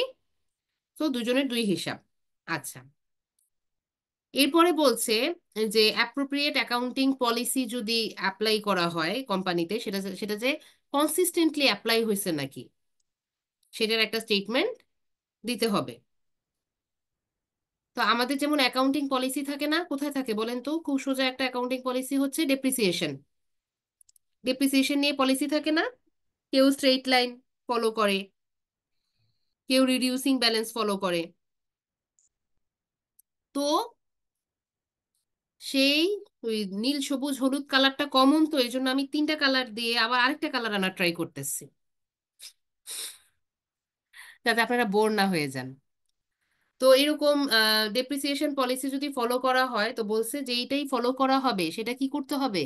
কনসিস্টেন্টলি অ্যাপ্লাই করতে হবে। তো এইটার একটা গল্প বলি, আমার একটা ঘটনা। কোম্পানিগুলো কি করে, আমি যখন ফার্স্ট ইয়ার, তখন আমি হচ্ছি একটা অডিটে যাই নাই, আমি হচ্ছি একটা ব্যাংকের একটা ব্রাঞ্চে গেছি ইয়ে করতে, ফিক্সড অ্যাসেটের কাজ করতে। ওরা ম্যানুয়ালি ফিক্সড অ্যাসেট রাখে, আমরা ওটাকে কি করব, সফটওয়্যারে, মানে ফিক্সড অ্যাসেটের সমস্ত কাজ করে টরে সফটওয়্যারে আপলোড করে দিব, মানে সফটওয়্যার জেনারেটেড হয়ে যাবে। তো যে তো বসছি, তো সেখানে যে লোক আমাকে হেল্প করতে আসছে, তো সে আমাকে বলতেছে যে আচ্ছা ম্যাডাম, ডেপ্রিসিয়েশন রাখার কি দরকার, ধরার কি দরকার? হ্যাঁ, তা আমি অনেকক্ষণ ওনার দিকে তাকাইছিলাম। তা আমি চিন্তা করতেছি যে আল্লাহ, আমি ফার্মে মানে আমি সিএ করতে আসছি, আমি কয় টাকা পাই মাসে, আর এই লোকটা একটা ব্যাংকে চাকরি করে, সে কেমনে বেতন, মানে কেমনে বেতন পায়, কেমনে চাকরি পাইলো? সে বলে ডেপ্রিসিয়েশন কেন দরকার, এটাই সে জানে না, আমাকে জিজ্ঞেস করে। তা আমি তাকে বুঝাইলাম যে ডেপ্রিসিয়েশন কেন দরকার কি, তো সে বুঝে চলে গেছে। তো একটু পরে আমি তাকে ডাকাইছি, তো ডাকায় বলতেছি যে যে ভাই, আপনাদের তো স্ট্রেট লাইন মেথড ফলো করতেন অনেক বছর, তারপরে গত 5 বছর ধরে আপনারা রিডিউসিং ব্যালেন্স ফলো করতেছেন। আমরা তো স্ট্রেট লাইন আর রিডিউসিং এর পার্থক্য জানি, সায়েন্সেররা হয়তো জানেন না। একটা হচ্ছে প্রত্যেক বছরে একই অ্যামাউন্ট ডেপ্রিসিয়েট করা, আর একটা হচ্ছে আস্তে আস্তে ডেপ্রিসিয়েশনের পরিমাণ কমে যাওয়া, রিটেন ডাউন ভ্যালুর উপর করা। তো ওনাকে বললাম যে আপনারা তো স্ট্রেট লাইন ফলো করতেন, তারপরে 5 বছর ধরে রিডিউসিং ব্যালেন্স করতেছিলেন, তো গত বছর ধরে কেন আবার আপনি স্ট্রেট লাইন করতেছেন, মানে আবার চেঞ্জ করছেন? তো তখন বলল, ম্যাডাম শোনেন, আমরা তো স্ট্রেট লাইন মেথড ফলো করতাম, তারপরে আপনার মতোই একজন মহিলা আসছিল, সে আয়সা বলছে স্ট্রেট লাইন করা যাবে না, মানে অডিটর আসছিল, তো অডিটর এসে বলছে স্ট্রেট লাইন করা যাবে না, কি করতে হবে, রিডিউসিং ব্যালেন্স করতে হবে। তো সে রিডিউসিং ব্যালেন্স করতেছিল। তা আমি বলছি, আপনাদের কোম্পানির পলিসি, আমি যেহেতু অডিটে নাই, আমার কাছে তো ওদের কোম্পানির পলিসি টলিসি এত ডকুমেন্টস নাই, তাই না, আমি তো গেছি ফিক্সড অ্যাসেটের কাজ করতে। তা আমি বলছি, আপনাদের পলিসি, কোম্পানির পলিসি কি, মানে হেড অফিস থেকে পলিসি কি, সবাই কি করে, হেড অফিসে কি করে, অন্যান্য ব্রাঞ্চে কি করে, তো সে জানে না। তা বললাম, আচ্ছা ভালো কথা, তো আপনার যদি ওই আপার কথা মতো রিডিউসিং ব্যালেন্স করতেছিলেন, তা আপনি আবার গত বছর থেকে ই করতেছেন কেন, স্ট্রেট লাইন করতেছেন কেন? তার উত্তরটা কি ছিল, ফানি। সে আমাকে বলতেছে, রিডিউসিং ব্যালেন্সে তো রিটেন ডাউন ভ্যালু জিরো আসেই না, আসেই না, অনেক দেরি হয়, এই জন্য আমি স্ট্রেট লাইন করে সব অ্যাসেটকে জিরো বানাই দিছি। বুঝতে পারছেন? তো এই ধরনের লোকজন হচ্ছে গিয়ে, আপনারা আপনারা যখন অডিটে যাবেন, এই ধরনের লোকজন খুব দেখবেন, এবং খুব আফসোস হবে যে আহারে, এরাও চাকরি পায়। ম্যাম, এরকম লোক আবার অ্যাকাউন্টসে চাকরি করতেছে। আবার এরকম এখন সে চাকরি করতেছে, এখন এগুলি বুঝি, এগুলো তো রেফারেন্সের চাকরি নিশ্চয়ই।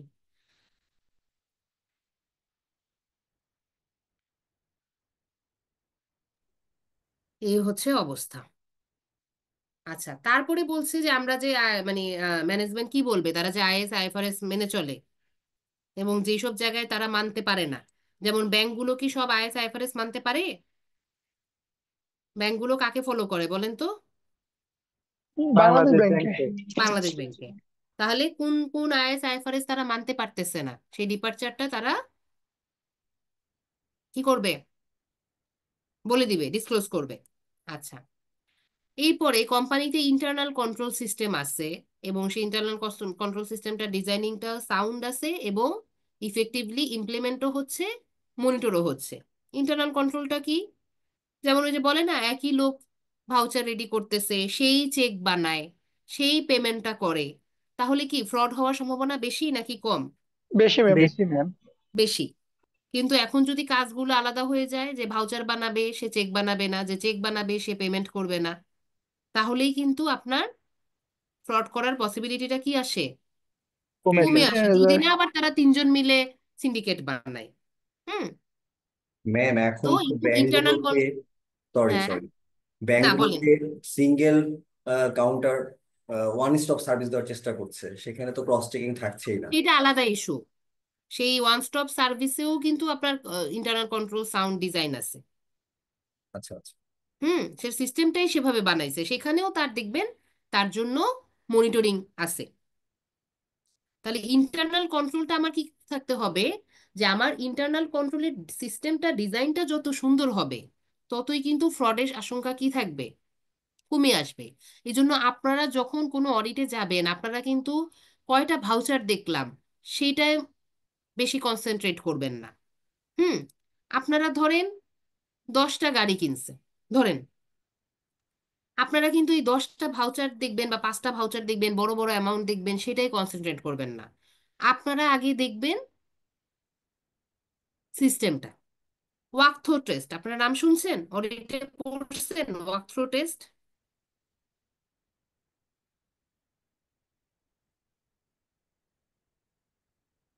ওয়াক থ্রো টেস্টের নাম শুনছেন না এখনো পড়েন নাই? অডিটে হয়তো এখনো পড়েন নাই। ম্যাম শুনছি। ম্যাম অনলি হিয়ার ইট, হুম, শুধু ওয়াক থ্রো শুনছি টেস্টটা ম্যাম। কি? যিনি শুনছেন উনি একটু বলেন তো আমাদেরকে একটু। ম্যাম রেভিনিউর প্রসেসটা কি, মানে কিভাবে শুরু হয় এবং কিভাবে শেষ হয়, একদম সব হ্যাঁ ডিটেলসে আর কি, হ্যাঁ, মানে শুরু যে থেকে কোনো শেষ কিছু, শুধু রেভিনিউ না, আপনি যেই হেডটাই দেখতেছেন, যেই ভাউচারটাই হাতে নিছেন, সেটা শুরু হলো কিভাবে ম্যাম আর শেষ হলো কিভাবে? হ্যাঁ বলেন। এটা কি বাউচিং করার সময় মানে এভরি আইটেম চেক করা এরকম কিছু? আমি বলতেছি আপনারা যে ভাউচার দেখবেন, আপনারা কি সারা বছরে সব দেখবেন বা দেখতে পারেন? এটা কি পসিবল হয় না ওই না সময় ম্যাম, পসিবল সারা হয় বছর না। তো পসিবল হয় না। আপনাদের অডিটিং স্ট্যান্ডার্ডে কি স্যাম্পল আছে না? ম্যাম যে স্যাম্পল স্যাম্পল বেসিস বেসিস আমরা আছে, কাউন্সিল হ্যাঁ চেক জি করি। হ্যাঁ, ম্যাম। তাহলে স্যাম্পল কিভাবে নিবেন সেটা সেটা আপনাদেরকে শেখাচ্ছি। তো আপনারা যদি ধরেন গাড়ি কেনা, গাড়ি কেনাটার সিস্টেমটা যদি দেখেন যে গাড়ি কেনাটা কিভাবে শুরু হইলো। প্রথমে শুরু হবে গাড়ি যে এই বছর কিনতে হবে, এটা নিশ্চয়ই একটা বাজেটে থাকতে হবে না, যে সামনের বছর আমাদের এই কয়টা গাড়ি কেনা লাগবে। বাজেট থেকে শুরু হবে, ওই বাজেটে আছে নাকি, বাজেট অনুযায়ী কোন ডিপার্টমেন্টের জন্য, এই ডিপার্টমেন্টের জন্য কি বাজেটে বলা আছে যে ডিপার্টমেন্ট গাড়ি কিনতে চাইছে, সেটা দেখতে হবে। যে ডিপার্টমেন্ট গাড়ি কিনতে চাইছে সে কি অ্যাপ্রুভাল নিছে তার ডিপার্টমেন্ট হেডের, বা গাড়ির জন্য বাজেট কত ছিল, গাড়ির বাজেট ছিল একটা, কিনতে চাইছে দুইটা। এইরকম করে দেখা শুরু করলেন। তারপর গাড়ির অ্যাপ্রুভাল কত ছিল, কত টাকায় কেনা হইলো, পারচেজ যে কমিটি তারা কি কোটেশন নিছিল, নাকি একটা জায়গা থেকেই গাড়ি কিনে ফেলছে? নিয়ম তো উচিত 3টা কোটেশন নেওয়া। তারপরে গাড়ি নেওয়া হইলো, গাড়ি ডেলিভারি হইলো, গাড়ি কি ডেলিভারি বুঝে নেওয়া হইলো নাকি না বুঝেই নেওয়া হইলো? গাড়ি ছিল 4 চাক্কার, আমরা গাড়ি পাইছি 3 চাকার, হবে? হবে তো না। গাড়ির মডেল ছিল একটা, গাড়ি দিয়ে দিছে আরেকটা, তাহলে ডেলিভারি ঠিক মতো হয়েছে নাকি, পেমেন্টটা ঠিক মতো হয়েছে নাকি, ক্যাশে হলো না ব্যাংকে হলো, কিভাবে হওয়ার কথা ছিল, পেমেন্টের রুল কি ছিল, অ্যাডভান্সের ব্যাপার ছিল নাকি একবারেই গাড়ি পাওয়ার পরে পুরোটা দেওয়ার কথা ছিল, অ্যাপ্লিকেবল ট্যাক্স ভ্যাট কাটা হয়েছে নাকি, গভর্নমেন্ট ট্রেজারিতে জমা দেওয়া হয়েছে নাকি, এবং গাড়িটা ফিক্সড অ্যাসেট রেজিস্টারে ঢুকলো নাকি, গাড়িটা ডেপ্রিসিয়েট হচ্ছে নাকি। পুরা প্রসেসটা দেখেন, একটা ভাউচার দেখতে গিয়ে আপনি কত কিছু দেখে ফেললেন। যদি দেখেন পুরাটা সিস্টেমটাই কি সাউন্ড ইন ডিজাইন, সুন্দর, হ্যাঁ, বাজেট আছে, কনসার্ট ডিপার্টমেন্ট থেকে আসছে, আলাদা পারচেজ কমিটি আছে, কারোর উপর কারো কি নাই, হুম্বি তুম্বি নাই, ঠিকমতো নিয়ম মেনে কোটেশন নেওয়া হয়েছে, ঠিকমতো সব পেমেন্ট হয়েছে, গাড়ি বুঝে নেওয়া হয়েছে, গাড়ি ঠিক আছে, গাড়ি ফিজিক্যালি যেয়ে দেখে আসবেন। অ্যাসেট কিন্তু আমাকে অ্যামাউন্টের সাথে সাথে ফিজিক্যালও কনফার্ম করতে হয়, জানেন তো, ইনভেন্টরি অ্যাসেট। জি হ্যাঁ, ম্যাম, ফিজিক্যালি তাহলে কাউন্টিং এই করতে হয়। যে পুরা ওয়াক থ্রো পুরা প্রসেসটা দেখতে গিয়ে আপনি যদি দেখেন সিস্টেম সুন্দর, তাহলে কিন্তু আপনার অনেক ভাউচার দেখার দরকার নাই, কারণ সিস্টেমটাই তো সুন্দর, এই সিস্টেমেই হচ্ছে। বাট আপনি যদি দেখেন কোনো সিস্টেম নাই, তাহলে কিন্তু আপনার কি রিস্ক বেশি, যেখানে রিস্ক বেশি আপনার কি নিতে হবে,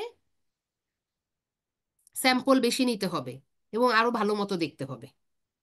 বুঝতে পারছেন? ওখানে গেলেই দেখবেন যে মালিকের অমুক আত্মীয়র কাছ থেকে গাড়ি কেনা হয়েছে মার্কেট ম্যাম আমার, প্রাইসে 1 লাখ টাকা ম্যাম বেশি একটা দিয়ে। কথা বলতে পারি? হ্যাঁ হ্যাঁ ম্যাম বলেন। ফিক্সড অ্যাসেটের ক্ষেত্রে ম্যাম আমার অনেক ক্ষেত্রে হয় যে আপনার যে স্পেসিফাই প্রতিটা মানে অ্যাসেটের আবার নাম্বারিং থাকে না, হ্যাঁ নাম্বারিং কাউন্ট হ্যাঁ, সেটাও দেখা যায়, দেখবেন অ্যাসেট আইডেন্টিফিকেশন আছে নাকি। আইডেন্টিফিকেশন। জি ম্যাম। সেটাই তো বললাম, ফিক্সড অ্যাসেট রেজিস্টারে উঠানো মানেই তো এই অ্যাসেটের একটা কি থাকবে, আইডি থাকবে। তো দেখার তো শেষ নাই। বাট আমরা যদি ম্যাম প্রত্যেকটা হেডই এভাবে মনোযোগ দিয়ে দেখি, ওয়াক্ত মানে সিস্টেমটা বুঝে দেখি, তাহলে কিন্তু আমার ওই কোম্পানির সিস্টেমটাও বোঝা হয়ে যায়, রিস্কি জায়গাগুলিও আইডেন্টিফাই হয়ে যায়, এবং ওই জায়গায় কনসেন্ট্রেট করলেই আমার প্রপার কি আসবে, অবজারভেশন হাতে আসবে। তাহলে আমি সারা বছর অডিট করেও কোনো অবজারভেশন খুঁজে পাবো? না ম্যাম। পাবো না। আমি শুধু শুধু ভাউচার দেখলাম, ভাউচারে 3 জনের সাইন আছে দেখলাম, আর লেজার বুকে টিক দিলাম, এই যে লেজারের সাথে ব্যালেন্স মিলে গেছে, তাহলে কিন্তু কোনো অডিট হবে না, আপনাদের কিছু শেখাও হবে না।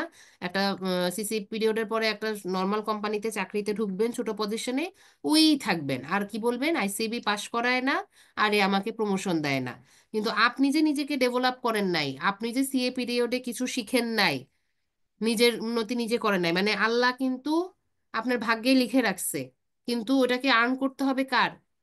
আমাদের নিজের, আমাদের চেষ্টার মাধ্যমে। তা আমরা যদি নিজেরা না শিখি, না ডেভেলপ করি নিজেকে, তাইলে কি হবে? না ম্যাম। আবার আপনি আপনার জুনিয়রকে শিখাইতে পারবেন? না। আর আপনি যদি ভালো না হন, আপনার বস আপনাকে কেন প্রমোশন দিবে বলেন? তার কাছ থেকে তো আপনার কাছ থেকে তো তার কাজটা আদায় করতে হবে, তাই না? জি ম্যাম। ওকে, আচ্ছা, কই থেকে কই চলে গেলাম? না, ম্যাম আপনাদেরকে একটু হ্যাঁ, বলেন বলেন। ম্যাম আমরা তো মানে সব ভাউচার দেখা তো সম্ভব না, আমরা তো স্যাম্পল বেসিসে মনে করেন ম্যাম ভাউচার গুলো দেখি। হুম। যদি কোনো একটা জিনিস যদি আইডেন্টিফাই করে দেখতে পারি যে ওইখানে একটু ফল্ট আছে, তাহলে ম্যাম লেদার হুম। সাথে এগুলি মিলে দেখলে ম্যাম হবে না তখন? হ্যাঁ, বুঝি নাই, ম্যাম কি ফল্ট আমরা আছে? যে মনে করেন আমরা ভাউচার যদি স্যাম্পল বেসিস ভাউচার মধ্যে যদি কোনো একটা জিনিস ফল্ট থাকে, তখন ম্যাম সেক্ষেত্রে আমরা কি করবো একটু বলে দিবেন?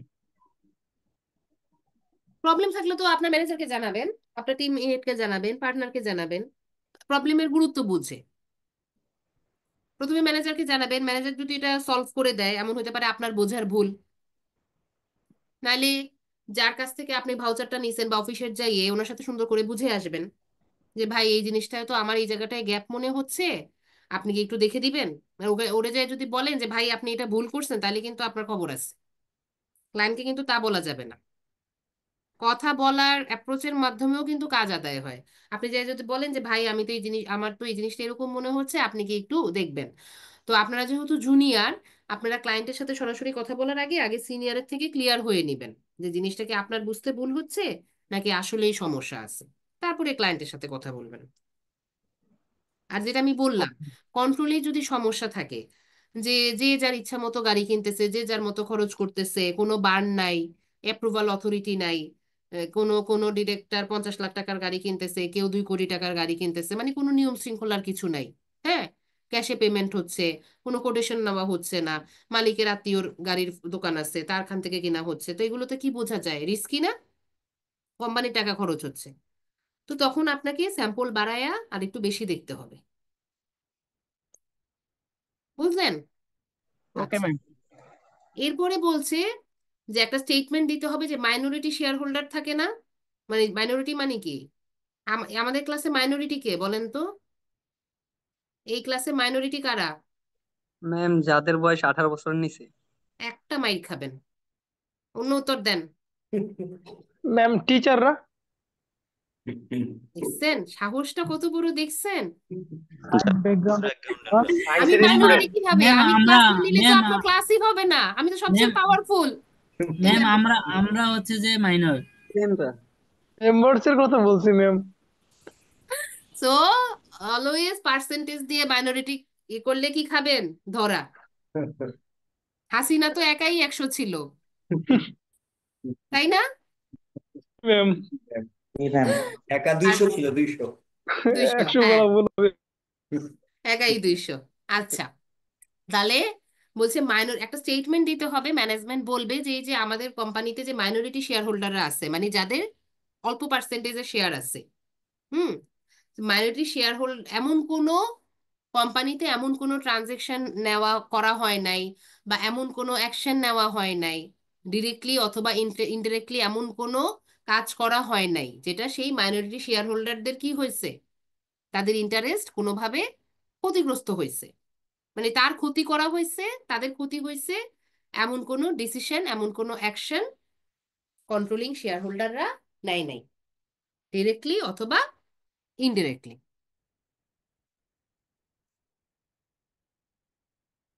আচ্ছা, এরপর একটা স্টেটমেন্ট দিবে কি, যে কোম্পানিটা যে গোয়িং কনসার্ন তো আমরা বুঝি, তাই না? যে হুট করে আগামী বছর বা বছর দুয়েকের মধ্যে বন্ধ হয়ে যাওয়ার কোনো সুযোগ নাই। কোনো সুযোগ থাকবে এটা না। হ্যাঁ, এটা সাস্টেইন করবে, কোম্পানির অ্যাবিলিটি হলো সাস্টেইন করা, গোয়িং কনসার্ন হিসেবে করবে। আর যদি ওর গোয়িং কনসার্ন থ্রেট থাকে তাহলে ওই ফ্যাক্টটা কি করতে হবে, ডিসক্লোজ করে দিতে হবে যে এই হচ্ছে ফ্যাক্ট, এই কারণে এই ইস্যুয়ার কোম্পানি কি হবে না, তার গোয়িং কনসার্ন ইস্যু আছে। এবং আমরা জানি যে আপনার গোয়িং কনসার্ন ইস্যু থাকলে যে অডিটররা অপিনিয়ন দেয়, মডিফাইড অপিনিয়ন। জি হুম, ঠিক আছে। আচ্ছা, এরপরে ওই যে বললাম না, আমরা এর আগে একটু আগে কি দেখে আসলাম, যে আমার যদি কোয়ার্টারলি পারফরমেন্স ভ্যারি করে, অথবা আইপিওতে মানে শেয়ার মার্কেটে আসার পর যদি কোম্পানির পারফরমেন্স খারাপ হয়ে যায় তাহলে কারণ দিতে হয়। এরকম যদি লাস্ট ইয়ারের চাইতে এবারের পারফরমেন্স সিগনিফিকেন্টলি কি হয়, ভ্যারি করে লাস্ট ইয়ার থেকে, তাহলে সেটারও এক্সপ্লেনেশন দিতে হবে। কেমন? এরপরে বলছে কোম্পানির কি অপারেটিং এবং ফিনান্সিয়াল ডাটা অ্যাটলিস্ট 5 ইয়ার্সে দিতে হবে। দেখবেন যে সুন্দর হরাইজন্টাল ভার্টিক্যাল এরকম স্টেটমেন্ট নামে অ্যানুয়াল রিপোর্টে থাকে। তো এখানে যেরকম রেশিও অ্যানালাইসিস গুলো থাকে, মেইন অপারেশনাল ডাটাগুলিও থাকে। এখন অ্যানুয়াল রিপোর্ট দেখায় সাথে সাথে পড়াইতে গেলে এটা তো ক্লাস না, মানে অনলাইনে দুইবার বারবার ইয়ে করলে আপনাদের অনেকটা সময় নষ্ট হয়, এই জন্য আমি এই কাজটা করতেছি না। তা আপনারা যখন এটা পড়বেন, আপনাদের তো বুঝতে সমস্যা হচ্ছে না তাই না? আপনারা যখন পড়বেন তখন যদি থাকে রেকর্ড বাজায় নিবেন, আর নাহলে আর বললাম তো অ্যানুয়াল রিপোর্ট দেখে দেখে পড়বেন, পেয়ে যাবেন। আচ্ছা, এরপরে কোম্পানি যদি কোনো ডিভিডেন্ড ডিক্লেয়ার না করে সেটার এক্সপ্লেনেশন দিতে হবে। ডিভিডেন্ড ডিক্লেয়ার না করলে দেখবেন যে কোম্পানির শেয়ারের কি কমে যায়, প্রাইস বাড়ে না কমে।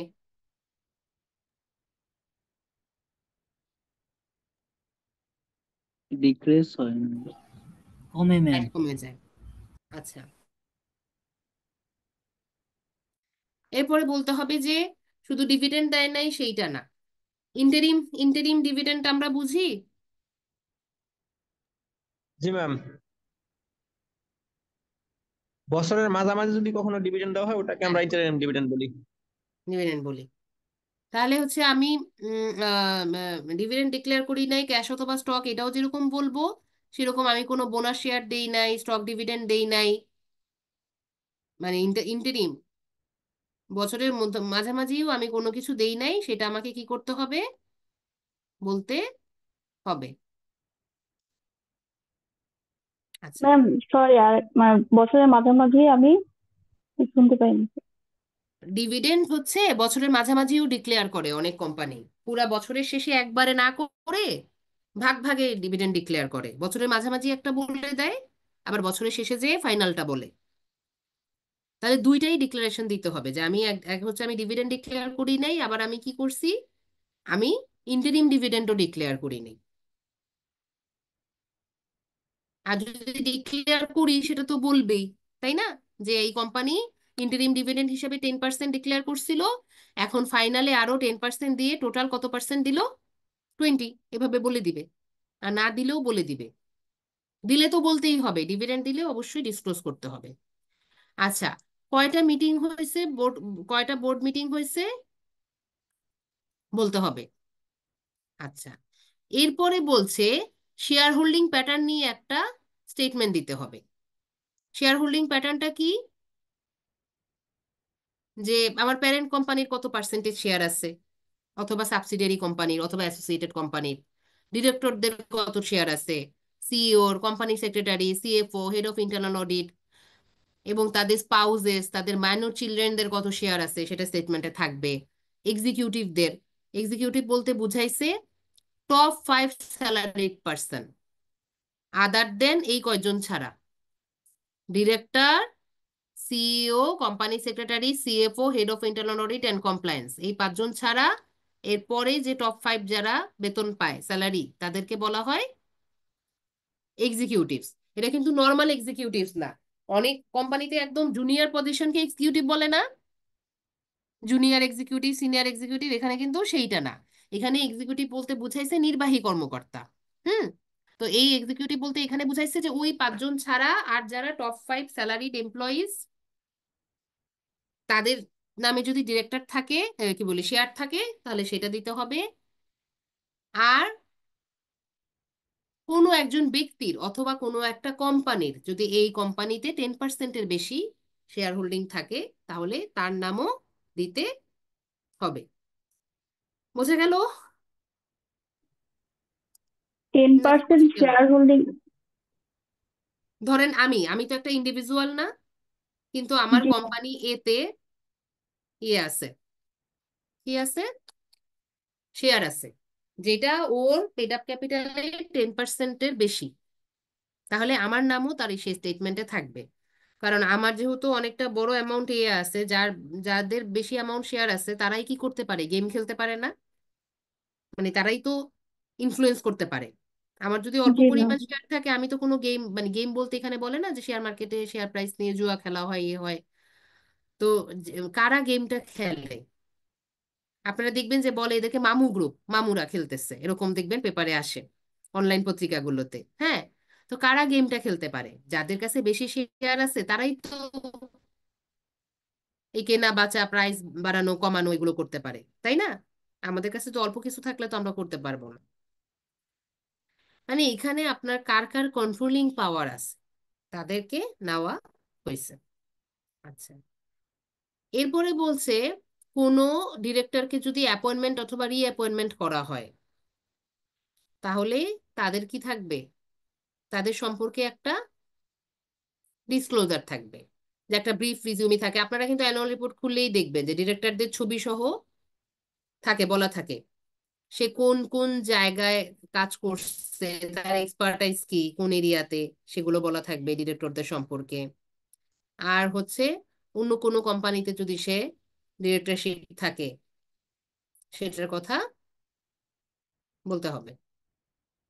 আচ্ছা, এরপরে এইটা হচ্ছে নতুন অ্যাড করছে 18 সালে, যে কোম্পানির এমডি অথবা সিইও, মানে যিনি থাকেন, সে কি করবে, ম্যানেজমেন্টের একটা, সে আলাদা করে একটা রিপোর্ট দিবে যে ম্যানেজমেন্টের ডিসকাশন এবং অ্যানালাইসিস এই কোম্পানির এই এই ব্যাপারগুলোর উপরে, এই 7টা ব্যাপারগুলোর উপরে সে একটা অ্যানালাইসিস দিবে। মানে একটা অ্যানালাইসিস করে সে একটা সাইন করে দিবে। মোদ্দা কথা হচ্ছে গিয়ে কোম্পানির যা পলিসি অথবা যে এস্টিমেট ধরা হয়েছে সেগুলো অ্যাপ্রোপ্রিয়েট আছে, চেঞ্জেসটা যেটা আছে সেটা চেঞ্জ একবার করা হয়েছে এবং চেঞ্জটা কনসিস্টেন্টলি ফলো করা হচ্ছে। তারপরে কম্পারেটিভ অ্যানালাইসিস করে একটা বলবে যে জিপি বাড়লো, জিপি কমলো, কেন বাড়লো, কেন কমলো, আমরা যেমন রেশিও অ্যানালাইসিস করি না, সেরকম। তারপরে সে ব্রিফলি এক্সপ্লেইন করবে ইকোনমির কি অবস্থা এই কান্ট্রির এবং গ্লোবের, কারণ আমাদের যেমন ইউক্রেন যুদ্ধ লাগলে তো আমরাও ক্ষতিগ্রস্ত হয়েছি, তাই না? সো গ্লোবের সিনারিও কি, কান্ট্রির সিনারিও কি, সেগুলো এক্সপ্লেইন করতে হবে। তারপরে ফিনান্সিয়াল স্টেটমেন্টস এর রিলেটেড রিস্ক গুলো কি কি, এই রিস্ক গুলোর মিটিগেশন প্ল্যান কি কি, সেগুলো বলতে হবে। ফিনান্সিয়াল স্টেটমেন্টস এর রিস্ক ইস্যু, রিস্ক কনসার্ন কি থাকতে পারে, যে আইএফআরএস যেটা আমার মানা উচিত আমি ওটা অ্যাপ্লাই করতেছি না, থাকতে পারে। বা প্রেজেন্টেশনটা যেভাবে করা উচিত আমি সেটাকে করতেছি না। তো এগুলো বলে এগুলো রিস্ক গুলোকে নিয়ে আলোচনা করা এবং মিটিগেশন প্ল্যানটা কি, যে আমরা এরপর থেকে এটা নেক্সট ইয়ার থেকে আমরা এগুলো মেনে চলবো, এরকম একটা বলা। ফিউচার প্ল্যান বলা কোম্পানির অপারেশন পারফরমেন্স এগুলো নিয়ে। আর ফিউচার প্ল্যান তো বাড়ায় বাড়ায় বলা যায়, সো ফিউচার প্ল্যান বলতে গিয়ে এখনকার অ্যাকচুয়াল পজিশনও বলতে হবে, যাতে আমরা বুঝতে পারি যে সে কি মানে বাড়ায় বাড়ায় এখানে ক্লেম করা হয়েছে নাকি। ওকে, তো ম্যানেজমেন্ট অ্যানালাইসিস এর পরে এরপরে দেখবেন এটাও নতুন অ্যাড করছে, সিইও আর সিএফও একটা ডিক্লারেশন দিবে। এর আগে তো বলছি ম্যানেজমেন্টের অ্যানালাইসিসটা কে দিবে, শুধু সিইও সাইন করে দিবে। আর সিইও সিএফও একটা প্রেসক্রাইব ফরম্যাট দিয়ে দিছে অ্যানেক্সারে, চলেন আমরা দেখি। এগুলো নতুন অ্যাড হয়েছে 2018 সালে। এই যে সিইও সিএফও এরকম অ্যানেক্সার ফরম্যাটে একটা দিবে, যে কোম্পানির ফিনান্সিয়াল স্টেটমেন্টসটা সব ঠিক আছে, এস্টিমেট ঠিক আছে, proper adequate system internal control আছে, ইন্টারনাল অডিটর তাদের কাজ করছে, গোয়িং কনসার্নের কোনো ইস্যু নাই, এরকম বলে বলে সিইও এবং সিএফও কি করবে, সাইন করে দিবে, তাদের একটা সাইন্ড স্টেটমেন্ট থাকবে অ্যানুয়াল রিপোর্টে। মানে তাদেরকে আরো বেশি কি করা হইলো, অ্যাকাউন্টেবল করা হইলো। আচ্ছা, এরপরে আর যে কর্পোরেট নিয়ে যে মেনে নিছে,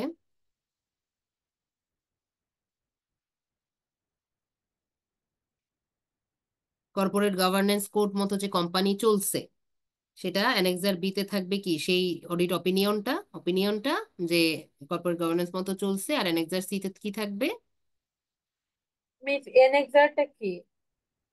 এই যে এই স্টেটমেন্টের সাথে যে আমরা যে নোট, এটা আপনাদের বইতেও আছে, এটা আপনি ফার্স্ট ক্লাসে ছিলেন, ফার্স্ট ক্লাসে বলছিলাম এটা না একটা আমি ছিলাম না। নোটিফিকেশন, এটা একটা গাইডেন্স, এটা শেয়ার সিকিউরিটি এক্সচেঞ্জ কমিশন থেকে, এটা একটা গাইডেন্স। যেমন এরকম ট্যাক্সের যেমন এসআরও আসে না, জি ট্যাক্সের ল আসছে, সেরকম কর্পোরেট ওয়ার্ল্ডের জন্য, লিস্টেড কোম্পানিগুলোর জন্য টাইম টু টাইম ওরা নোটিফিকেশন ইস্যু করে। এই চ্যাপ্টার 10-এ আসছে, তো আমার কাছে তো বাংলা বইটা নাই, এই জন্য আমি নোটিফিকেশনটা থেকেই সরাসরি পড়াচ্ছি। তো এই নোটিফিকেশনে 3টা অ্যানেক্সার আছে। একটা দেখাইলাম হচ্ছে অ্যানেক্সার এ, যেটা সাইন করবে কে, সিইও এবং সিএফও, এটাও অ্যানুয়াল রিপোর্টে থাকবে। অ্যানেক্সার বি তে থাকবে আহ হচ্ছে বললাম না 3টা ডিফারেন্ট, একজন যে আমাকে বলে দিলেন 3টা ডিফারেন্ট পার্সন হবে, একজন অডিট রিপোর্ট সাইন করবে, কর্পোরেট গভর্নেন্স কোডটা সাইন করবে একজন, সে যে কর্পোরেট গভর্নেন্সটা ঠিক আছে সে সেটা এই রিপোর্টটা দিয়ে সাইন করবে। এবং অ্যানেক্সার সিতে দেখেন, এতক্ষণ আমরা যা পড়ে আসতেছি সবগুলো একটা নাম আছে, নাম্বার আছে, খেয়াল করছেন, জি 1-এর 1, 2-এর 2। তো এই কন্ডিশন গুলোই কি ফুল আপ করছে নাকি করে নাই, এগুলো দিয়ে সেগুলো এই জায়গায় উল্লেখ করবে। এগুলো উল্লেখ করবে। এবং এই চেক লিস্টটাও কোথায় থাকবে, অ্যানুয়াল রিপোর্টে থাকবে। তো অ্যানুয়াল রিপোর্টে 3জন অডিটরের কাজ থাকবে, এক হচ্ছে স্ট্যাচুটরি অডিটরের, আরেকজন হচ্ছে এই কর্পোরেট গভর্নেন্স যে দেখবে উনার, আরেকজন হচ্ছে যে আমি যে শেয়ার মার্কেট থেকে টাকা তুললাম সেই টাকাটা কোথায় ইউটিলাইজ করলাম সেটার একটা রিপোর্ট, 3টা। তো ওই ইউটিলাইজেশন রিপোর্টটা বোধহয় সিএম এরাও করতে পারে, আর কর্পোরেট গভর্নেন্সটাও বোধহয় সিএম এরা করতে পারে, কে করতে পারে পরেই লেখা আছে। হুম। কিন্তু স্ট্যাচুটরি অডিট কিন্তু সিএ ছাড়া কেউ করতে পারবে না। আচ্ছা, তারপরে হচ্ছে মিটিং এর কথা বলছে, মনে রাখবেন মিটিং হয় বছরে কয়টা ম্যান্ডেটরি, 4টা। 4টা। কেন 4টা বলেন তো? কারণ 4টা কোয়ার্টারে কি করা হয়, ফিনান্সিয়াল স্টেটমেন্টস এর ইনফরমেশন মার্কেটে ডিসক্লোজ করা হয়। তাহলে বোর্ড মিটিং না হলে কি অ্যানুয়াল কি বলি যে কোয়ার্টারলি যে রিপোর্টটা, এই রিপোর্টগুলো কি বোর্ডে অ্যাপ্রুভ হতে হয় না, নাকি যে জি সিএফও ম্যাম। নিজে নিজেই দিয়ে দিতে পারে? তা তো পারে না। অ্যাপ্রুভ করতে তাহলে অ্যাপ্রুভ হওয়ার জন্য তো মিটিং করা দরকার। সো 4টা মিটিং কি ম্যান্ডেটরি। এই মিটিং এর মাইনরস গুলো কি কিসের ইয়েতে লেখা হবে, যে আমরা তো ইয়ে জানি না কোম্পানি সেক্রেটারির যে ডেজিগনেশনটা যে চার্টার্ড সেক্রেটারি বলে, তাহলে এই হচ্ছে আপনার এই যে বাংলা মোটরে যে আপনার রূপায়ণের যে বিল্ডিং, সেখানেই কিন্তু এই institute of chartered secretaries of বাংলাদেশের কি আছে, অফিস আছে। তো কোম্পানি সেক্রেটারি যারা পাশ করতেছে তারাই হচ্ছে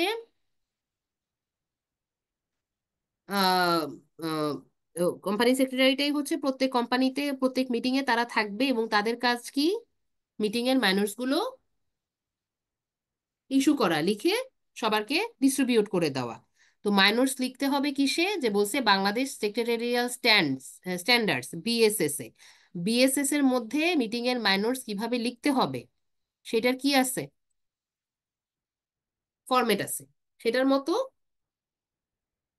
করে মাইনরস লিখতে হবে। আর কে লিখবে, কোম্পানি সেক্রেটারি।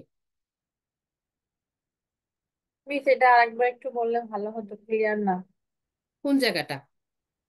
এই লাস্ট 6 পয়েন্টটা, যে আচ্ছা, মিটিং 4টা হবে, এটা মিটিং মার্কেটে তো আমার হবে। ইনফ্লুয়েন্স করার জন্য। এখন হ্যাঁ মিটিং হলেই বললাম, যেহেতু মিটিং, কোম্পানির মিটিং কিন্তু কোনো মুখে মুখে কথাবার্তাই নাই, মিটিং এ কি ডিসিশন হইলো, ইভেন মিটিং এর আগেও কিন্তু আজকে কি নিয়ে মিটিং হবে সেটাও কিন্তু কি করা হয়, কোম্পানি সেক্রেটারি এজেন্ডাগুলো শেয়ার করে দেয় যে এই কয়দিন পরে যে মিটিং হবে সেই মিটিং এ এই ব্যাপারগুলো আলোচনা করা হবে। তাহলে ওই ব্যাপারগুলো আলোচনা করার পরে তো নিশ্চয়ই ডিসিশন হয়েছে, ডিসিশন হবে না যে এই ফিনান্সিয়াল স্টেটমেন্টসটা অ্যাপ্রুভ করা হইলো, এটা এতে জি যাবে। ম্যাম।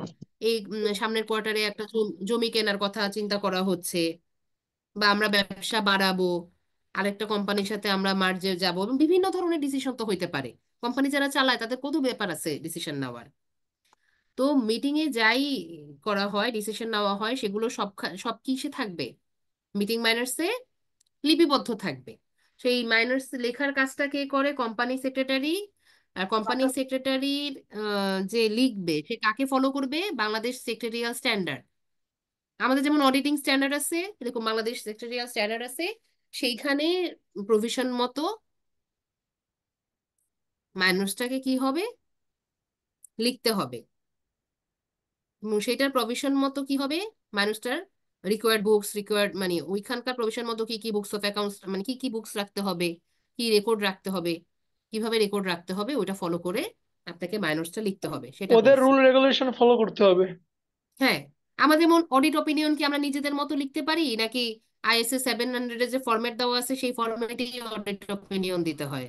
ফরম্যাট অনুযায়ী সেই ফরম্যাট অনুযায়ী ম্যাম। ফরম্যাটেই দিতে হয়, বাট অপিনিয়নটায় হচ্ছে আমরা ডিসক্লোজার দিব না অ্যাডভার্স দিব না কি দিব, সেখানে আমরা নিজেদের ল্যাঙ্গুয়েজ দিতে পারি, তাই না? আমাদের জি পয়েন্টগুলো জি অবজারভেশনে। তো সেরকমও মাইনার্স লেখার একটা ফরম্যাট আছে, বাট মাইনার্স এর ভিতরে এখন এক এক কোম্পানিতে এক এক কিছু নিয়ে ডিসিশন হয়, তাই না? সেগুলো তো জি সে নিজের ল্যাঙ্গুয়েজেই লিখবে। কি- কেমন? জি মিস। আসলে যদি এই একটা ক্লাস 3 ঘন্টা যদি আপনাদের টানা ক্লাস নিতাম, তখন এটা আমি শেষ করাই ফেলতে পারি। বাট 2 দিন ক্লাস নিয়েও এটা শেষ হইলো না। কেন শেষ হইলো না বলেন? 1.5 ঘন্টা চলে। মাহে রমজান। অল্প সময় মাহে রমজান। ক্লাস হচ্ছে। প্রথম দিন আমরা একটু অন্য কথাও বলছি, যেহেতু প্রথম দিন ছিল। ম্যাম তো টাইম শর্ট তো এই নেক্সট, জন্য আসলে হচ্ছে না। হ্যাঁ, তো নেক্সট ক্লাসে ইনশাল্লাহ এটা শেষ করে আমরা অন্য চ্যাপ্টারে চলে যাব। বেশি না, জি এই ম্যাম। 14 নম্বর পৃষ্ঠা আমাদের 6 পর্যন্ত হয়ে গেছে। আর ইম্পর্টেন্ট যা আছে অডিট কমিটি, খুব কঠিন আর কিছু বাকি নেই। কেমন? জি ম্যাম। জি ম্যাম। এখন আজকেও আমি খুব তাড়াতাড়ি পড়াইতে পারতাম, কিন্তু আপনারা না বুঝলেও তো সমস্যা, তাই না? জি ম্যাম। ম্যাম বেশি পড়ার থেকে অল্প পড়লে বুঝে পড়তে পারলে লাভ আছে। আচ্ছা, তো হোপ যে এটা যখন আপনারা পড়বেন আপনাদের কাছে খুব একটা মানে ইয়ে লাগবে না, কঠিন হবে না। কঠিন লাগবে না। হ্যাঁ, ম্যাম ম্যাম আজকে স্লাইডটা যদি একটু শেয়ার করতেন। এইটা তো আমি গত ক্লাসে দিছি। ম্যাম পাইনি। মেইলে শেয়ার করলে সব আমি থেকে ভালো হয়। সবার মেইলে দিয়ে দিছি, সবার মেইলে দিয়ে দিছি। মেইলে দিয়ে দেন ম্যাম, এটা ভালো হয় সব দেখুন থেকে। আমার অনেক মেইল আপনাদের বাউন্স ব্যাক আসছে, আপনাদের মেইল আইডি বোধহয় ভুল আছে। আপনাদের তো কি হোয়াটসঅ্যাপ গ্রুপ আছে নাকি, ওগুলোতে দিয়ে দেওয়ার কথা। এটা তো ম্যাম নোটিস আবার হোয়াটসঅ্যাপে থেকে করে মেইলে দিয়ে দিলে ভালো হয়। নতুন করে। ম্যাম ওই যে চ্যাট বক্সে দিয়ে আমি দেন, সবাই আমি আমি সবাইকে চ্যাটও মেইলে দিতে দিয়ে পারেন। দিছি। জি ম্যাম মেইলে দেন, এটা ম্যাম ভালো হয়। পাইনি। আমি সবাইকে ম্যাম গত পাইনি। ক্লাসে মেইলে দিয়ে দিছি, এটা আবার দিব? হ্যাঁ ঠিক ম্যাম আছে মেইলেই ম্যাম। দেন। একটু জি ম্যাম এখন মেইল দিলে ভালো হবে। ম্যাম চ্যাট দিলে একটু বক্সে ভালো দিতে হয়। পারেন। আপনাদের অনেকেরই কিন্তু মেইল আইডি এখানে ভুল আছে। জি ম্যাম পরে ঠিক করে দিয়েছে। আচ্ছা, তাহলে আমি এখানে আবার দিচ্ছি। কেমন?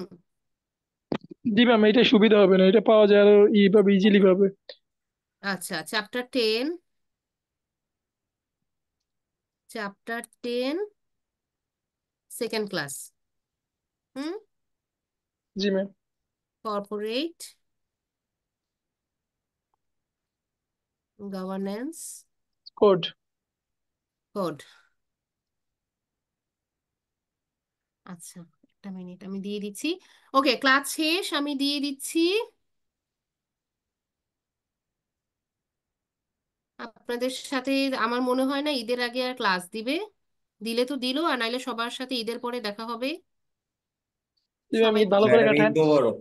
সবাকে ঈদ অ্যাডভান্স মোবারক। ঈদ মোবারক। ম্যাম জি ম্যাম। ম্যাম ঈদ মোবারক। ঈদ মোবারক ম্যাম, অগ্রিম ঈদ মোবারক। Thank you. আরেকটা হচ্ছে গিয়ে এখন ওয়ালাইকুম আসসালাম। এখন হচ্ছে লাস্ট 10 নাইটস, খুবই ভালো সময়। সবাই নিজেদের জন্য তো দোয়া করবেনই, জি ম্যাম, দোয়া চাই, আমার আপনার জন্য কাছে দোয়া দোয়া করবেন। চাই। এই জি দশ ম্যাম দিন অবশ্যই। ম্যাম পড়ালেখা না আমাদের করলে জন্য কিছু দোয়া হবে না। করবেন।